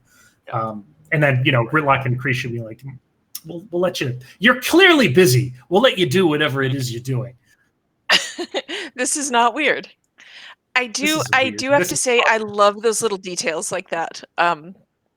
When I played on my Elementalist the first time, I saw, I can totally melt these ice walls with my power of flame. And there's like, or you could use the flamethrowers right there. Whatever. Yeah. Those little details, just for me as a player, make me very happy. You went through all the trouble of bringing the flamethrower. At least you could do is just like, pick it up and use it. And I'm literally just standing beside the barrel going, no flamethrowers. So let's do some player questions. Alex, since we're already talking to you. I'll start with you. Okay. Question from WWE fan. I wonder what they like. Why is the Confer with Bengar achievement weekly instead of daily, Alex? Why? Well, because there are some unique things, unique pieces of dialogue that we've written for these, and it was all part of the same episode development budget. So we have line counts that we have to accommodate. But if we had had unique dialogue dropping every single day, that would have gotten out of hand very quickly. So yeah, I will, without spoiling anything, I will just say I encourage players to swing back the next time around to see what kind of content awaits. I think that has a lot to do with what Kirk said in the last episode. After a certain point, nothing would ever get shipped. We would just work on it until the heat death of the universe. So yeah, these episodes. I mean, really, any game isn't finished. You just stop working on it eventually, and then it gets released. Because at some point, people want to play it. Let's see. Question from Zolti. What's actually keeping Krisha from assuming the Imperator position at this point? It seems safe to say she has everyone's support. So is there nitpicking about her ancestry that hasn't been addressed? I wouldn't say it's that. We didn't want her ascension to be too sudden. We want to treat it with the right amount of gravitas, because ascending to Imperator's a big deal. So I will say that narrative has had conversations about how we want to handle this. And it's something that we hope to address in the post-episode 4 content. Okay, that's fair enough without spoiling too much. All right, I have to be careful with this question. Arden would like to know who is responsible for Mother. Please, Ruby, this is a family show. I'm sorry, Mother Kitten. That's Tom. That's Tom. 100% Tom Abernathy. I'm calling you out, Tom. He wrote the pass on that final sequence there. It was fun. It was fun to get that and to see people's reactions to it. That's fantastic. All right. Secondary real question from Arden. Can you clarify Owl's return scene? They returned, but then we didn't want them to return, and then they opened the gate, and there's confusion. Understandable. That's a pretty big moment. So a little bit of backstory then for folks. When Jormag was advancing on the Norn, Owl teamed up with Ox, Eagle, and Wolverine to slow down Jormag's advance and to give the Norn a chance to escape south and found the city of Holbrick. Ox, Eagle, and Wolverine, as we found out in episode 2 of the Icebrood Saga, became fully corrupted by Jormag and were stuck in the Biora marches, and they became sort of pawns of Jormag. But Owl did not allow herself to become a pawn of Jormag, and so when Owl became corrupted, Owl actually cut herself off from the Myths and from the Norn and sort of went into this self-imposed exile so that she couldn't be used by Jormag against the Norn. And so when Bram brings her back in this elaborate summoning ritual to open the door to the ruins, Jormag suddenly has access to all this magic that Owl had been trying to keep away from the Elder Dragon for so long, and that helps contribute to the events of the finale of the episode. I apologize that was not as clear in the episode, and I hope that helps to clear up a little bit of that. Awesome. All right, question from Koenig. Smoter's personality seems to have calmed down a lot in episode 4 compared to episode 3, and I guess it's really calmed down now. Why was this, and what was the reasoning for his death? I don't know. Maybe he's like changed his diet or something. No, it's overconfidence, right? Or he cut caffeine back a little bit. I mean, or catnip or whatever. Yeah, I mean he's overconfident, right? I mean they've got their siege weapons behind enemy lines. They've got the Frost Citadel in sight. In episode 3, the United Legions was on its back heels. There were all these defections. It was a pretty bad spot that they were in. And Smoter, there was a lot of infighting between all the different imperators on the way to move forward. But now you're in episode 4, and the front gate is in sight, and that is 100% his element. And so he's a lot more confident now. Some would say overconfident, as is I think evidenced by his actions in the first and second chapters and third chapters of the episode. I kind of wish that we'd had a little bit more of an opportunity to dive into that and to really explore that. But ultimately, his chickens come home to roost. He made a blood enemy out of Ryland. He ticked off the other imperators. The way that I sort of rationalize his sort of perspective in episode 4 is that Krisha and Malice and Ephraim and the commander and the United Legions to an extent, they want to win the war. That is their goal. They want to win the war and they want to put a stop to the fighting. But Smoter wants to beat Bangar. He wants to beat his enemies into submission. He wants them to know that when they've lost, they have lost, and that the United Legions and Smoter specifically are better than they are. And that, we tried to sort of tap into that a little bit in his correspondence. But ultimately that mindset comes back to bite him, because he kills Cinder and uses, and Smoter and Ryland uses that as fuel to get back at him. And ultimately, he gets shot in the head. That's no good. Player reactions to that were fantastic, by the way. I loved how shocked people were when it happened.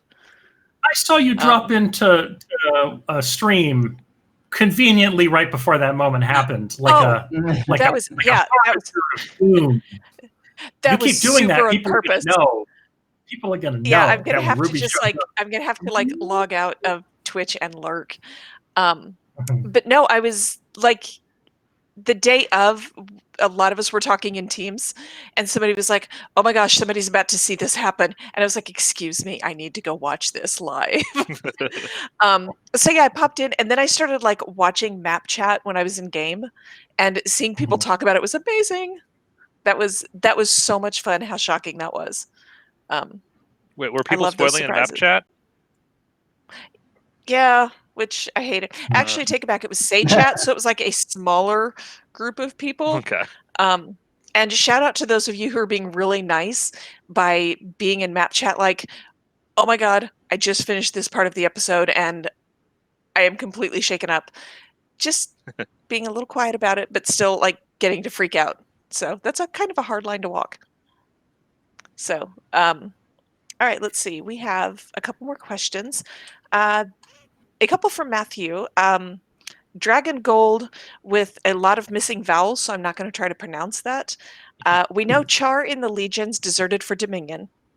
With the Frost Legion being a thing, did Char in Dominion quit for the Legions? I don't know that we've definitively answered that question in the episode, but there are ambient scenes both in the map as well as one of the other sort of hidden things that is in chapter 1 that Alex put in. Is there's a group of Dominion who, if you just kind of hang out, they will actually go off their patrols and take a smoke break and talk about things, life in the Dominion. And it definitely has this suggestion that the Dominion is not as united as the United Legions are at this point, because of the Frost Legion being, sort of turned into something that I think some of them were like, well, this is not exactly what I signed up for. I'm not sure where this is going. We're working alongside, Sons of Spawnier now, and what's happening to what, I think some of the Dominion were definitely on board with Bangar's one Char, sort of manifesto. because they were all about that. Like, yes, char, absolutely. But now when you get into the standpoint of, well, we're working with or for Jormag's minions, what does that mean? It's a bit of a shift in mindset. So I definitely think that although we may not have seen any defections in this episode, we definitely sort of plant a seed or two in the episode that there are definitely Dominion who are rethinking their position on the whole, like, let's go rah-rah, like, and yeah, so. Awesome. All right, so question for you that I'm excited about because you actually had some wild stories about getting back up and running. The Last Hobbit wants to know, what does it feel like to be releasing Guild Wars 2 content again? It's superb. I will say, like, this team, the studio, everything has just been like, wow, I can't believe I'm back. I can't believe I'm able to work in this world again. There's so much fun. There was a bit of a rocky start because my first day back with the studio was March 16th, which was like 1 week after the pandemic was like front page news. And my first day was supposed to be, like at the studio, and they were like, so about that, there's not going to be anybody there. Yeah, we were home by then. Home. And I'm like, okay, what does that mean? Like, I don't have a setup. And so, like, I did go into the office. IT was fantastic about getting me set up with a machine and getting me all that. And then, I spent the first week or so doing remote desktop from home, which was less than ideal. I had some internet connectivity problems, as you can see. I'm still struggling with that a little bit by my absence for 20 minutes at the top of the show. That was not on purpose. We did not plan that. No. But yeah, so I had enough problems with like internet stuff that I was able to get IT to say, well, why don't you just take your machine from the office and bring it back to your place, and then you can just plug it into your router, and you'll have a more stable connection, and then you don't have to worry about like remoting to a machine. So we tried that, and I got my machine home. I plugged it in, and literally nothing happened. It just was dead. No. And I'm like, wait, what's going on? And so I tried plugging it into a different outlet. Same problem. Like, the fan started to slowly spin, like it was trying to get power, but it just wouldn't go. So it's like, well, what's going on? Come on. Like, did I like burn this out already? Like, my first day of getting this back to my apartment so that I could be productive, and it's already like, going into the toilet. So I touched base with IT, and they're like, oh, well, maybe it was just, the power at your apartment might have like surged and caused it. So like, we'll get you another box. We'll take your hard drives out, we'll put it in another box, and we'll give you that. So I went back to the office the next day. They did that. They make the transfer. I got that machine, brought that machine home, along with like my monitor and my desk. Was all like, surely, like, now I've got everything I need to get started. Brought the machine, plugged it in, and again, same thing, exact same problem where I plugged it in, hit the power button, and nothing happens. Only this time it happened faster. Like, it didn't even get the fan started. It was just like, what's going on? Why is this happening to me? So I again called IT, and they were super, super nice to me about it. They were like, yeah, it's okay. Don't worry about it. Because I was panicking. I'm like, oh my God, I'm already ruining 2 machines. Like, my first week back. Like, what's going on? How can I do this? But they suggested, look, we think it is probably that, apartment complexes, sometimes the power is not ideal, right? Like, you're sharing a big bunch of power with everybody else in the complex. And so sometimes that power is what I say called dirty power, is what they explained it to me. I don't know anything about any of that stuff. But they said, get a UPS, uninterruptible power supply. It'll clean the power. It'll get you what you need to do. Okay, fine. So I ordered one off of, online, go pick that up. Meanwhile, I dropped my machine off. They did a third transfer into a third box, and so get the UPS, bring it all back to my apartment. I'm like, please don't do this again. Plug in the UPS, plug in the computer, and it still didn't start. I'm like, come on, this is a joke now, right? Like, so there's got to be a hidden camera in my apartment that says, ArenaNet's trolling me, like, welcome back, Matthew, ha ha ha. But no, Give him another broken machine, see what he does. yeah, exactly. But no, it really was. It was a power thing, and I don't know why, but at this point I had this. One of my favorite movies of all time is Apollo 13. Fantastic movie. Can't say enough good about it. But there is a great sequence in the movie where they dramatize it a bit. But when they're coming back from around the moon, they had to shut down power to make part of the return trip. But then they had to start everything back up again, to make the reentry coordinates and plug it in. But in order to do that, they had to get the sequence just right of like powering things on one component at a time so that it wouldn't go over the voltage that they had left on the battery. Because that was the thing. And I was like, oh, let me try something. So I unplugged everything off the computer. I'm like, no components, no peripherals, no nothing, just the box and nothing else. And so I plugged that in. I plugged only the UPS in, and it started. And then I was like, oh, I did it. I figured it out. And so then I started putting like mouse in. Okay, still works. Good. All right, mouse works. Plug the keyboard in. Tap, tap, tap. Yep. All right. So I literally had to just like daisy chain everything into the UPS one at a time, or into the computer one at a time, to make sure that power maintained and I didn't slow down. And now I'm like stuck in the state where like I can't turn this machine off ever again. Yeah, do not turn it off. But thank you, Apollo 13. Yes, but thankfully now it's on the UPS, so I don't have to worry about power going out because it'll stay on for at least 8 hours. That's fantastic. Yeah. That was a saga. I'm so sorry that happened, and I'm so sorry that you kept tearing up machines. I'm sorry too, because I was by the third one. I was like, I'm sure IT has got me on a blacklist now. Like, don't give this guy any more hardware. He's bad news. Oh no, he's gonna. We're running out of machines. Yeah. So, all right. Well, we have one last question from, I guess it's just FOAD, FOAD. This is a little bit of a softball question, but it's a good one to wrap up on. Are you guys feeling okay? If the current situation ever makes you choose deadlines versus personal health, please choose health. We are patient. We can wait for content. I'm sorry. I'm laughing because all I see is his tail. And it looks like a tentacle. Right? You're like, what is that? There's so much fur, you guys. It's hot in here. And she's just shedding everywhere. So other than I have cat hair in my mouth, how are you guys doing? I mean, it's we did a guild chat about this a couple of weeks ago, and I think that ArenaNet has been very supportive of the Guild Wars development team.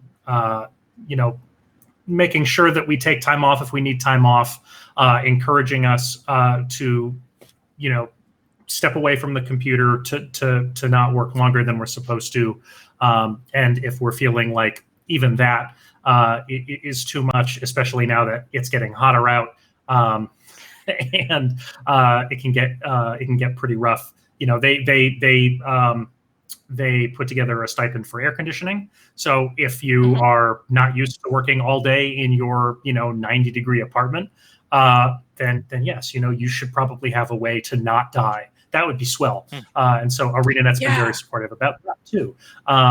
But yeah, I mean, it feels like more so than, obviously I've never worked during a pandemic like this before, so I really don't have much to stack it up against. But it does feel like, we're doing okay. And obviously I can only speak for myself, but that's how I feel. So thank you for the thoughts, FOAD. I appreciate it. Thanks for being in our corner. Thank you, Alex, for reminding me that I still need to order my air conditioner. It's really hot in here, and I haven't gotten around to it yet. Yeah, just don't get those little personal, swamp cooler ones that are on the interwebs. You don't want those. Oh, gross. No, I think a lot of us are like ordering the same one because we keep passing around like costs and links, and I'm like, yeah, that's the one I'm looking at. So yeah, how about you, Matthew? I feel so incredibly fortunate because again, like I say, I was talking to ArenaNet in February, and I started off this year. I was working at Trader Joe's during the height of the sort of panic buying phase, and I was deathly afraid of that level of exposure to this virus and expecting that I was just going to be sick this year. And so I sort of feel like I was able to dodge that bullet because everything just fell together at the right amount of time for me to get in. And yeah, as Alex said, Arena has been, and NCSoft as well, have all just had nothing but the most positive experience, whether it's making sure that we have the kind of connections and communication that we need.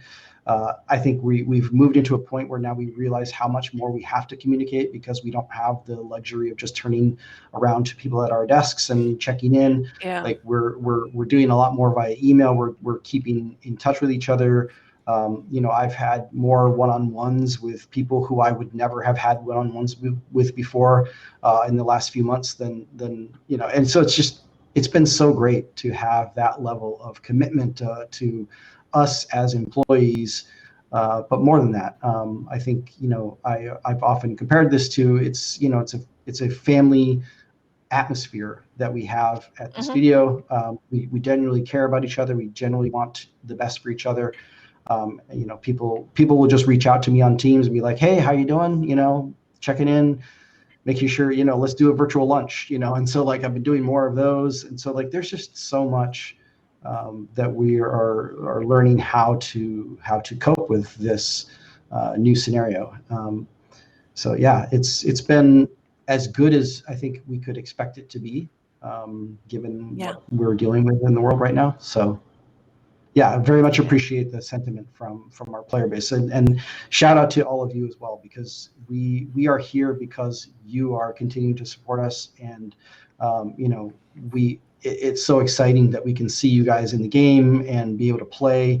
Like that's the funny thing about a game like this is that on that level of it, not much has changed, right? Like we're still logging in together, we're still playing the game together, we're still seeing feedback and able to take all that stuff. So I mean, a lot of what we were doing hasn't had to change, but then it's made the things that have had to change, I think, easier and better for us. Yeah, definitely. Paul, what about you? How are you doing? Doing pretty well. I feel like I am lucky that I'm working at a place where I am able to continue working safely during a pandemic. And I don't have to worry about making rent or anything like that because of it. It's obviously somewhat isolating to be here. I would think we're all feeling that. Oh yeah. Yeah. On the programming side of things, we have a hangout that we do every day at 4, where people can just join into the call and either get help with stuff or just actually see faces, remind each other that we have bodies. This is simultaneously funny and so incredibly relatable. Yes, I am an actual person that can interact with other people in some sort of real-time event. So yeah, awesome. Well, is there anything else you guys want to add before we wrap up? You can say no. It's okay. The cat. The cat. Pet the cat. Oh, she left. Like one of them sank her claws into me. That was a thing that we did not talk about that didn't make it into my notes for some reason that I want to finish us up with. Matthew, there was some content that you got to put in there and play with. I was talking about your cat, and then nice segue. Wow, that worked out well. So it did. I was like, oh, hey. Yeah. This is a good shout out for Kent Benson, our QA embed, who was on the show, I think, last week. Yeah. He messaged me out of the blue. He's super amazing guy who loves story and so he and I have lots of chats. Like we've been like online friends for quite a while from Twitter, and so he and I have fairly frequent chats. And he just messaged me one day and he's like, you know what you should do? There's this, because there was the rustling bush at the start of my instance. He's like, were you planning to do anything with that? And I was like, oh, I didn't even notice that rustling bush was behind the player. And so he's like, what you should do, take that cat from episode 3 and put the cat in the bush. And I'm like, yeah, of course. Why wouldn't I do that? Like, that sounds like exactly the kind of thing that I would love to do. And so I took that, made that a thing. And then I was like, but you got to have something to do with it. Like, and I didn't want to necessarily turn it into achievement because we already had the achievement for petting the cat in the previous episode. So I didn't want to duplicate what we had done there. So I was like, well, okay, if you pet the cat in this instance at the beginning, then want to have the cat show up at the end. And so at the end of the instance, if you are very, observant, you will notice that the cat pops out of a bush. He comes over and he brings you a dead bird because you're now his friend. And so, as cats are wont to do, they have a rather morbid idea of what is an appropriate gift. And so he gives you a dead bird from which you can get a piece of poultry. So, yeah, I don't know. They're trying to help you. I love, putting little details like that into the world. So thank you, Kent, for making that suggestion. Yeah. Thank you, Kent. So thank you to everybody who worked on this episode. I know everybody worked incredibly hard under weird circumstances, and you made a lot of things happen that I'm still amazed we are shipping anything under these circumstances, but I'm very proud of everybody. So thank you guys very much. Thank you all for watching, and we will see you guys in game. All right. Bye. Thank you. Bye, guys. Bye. Bye.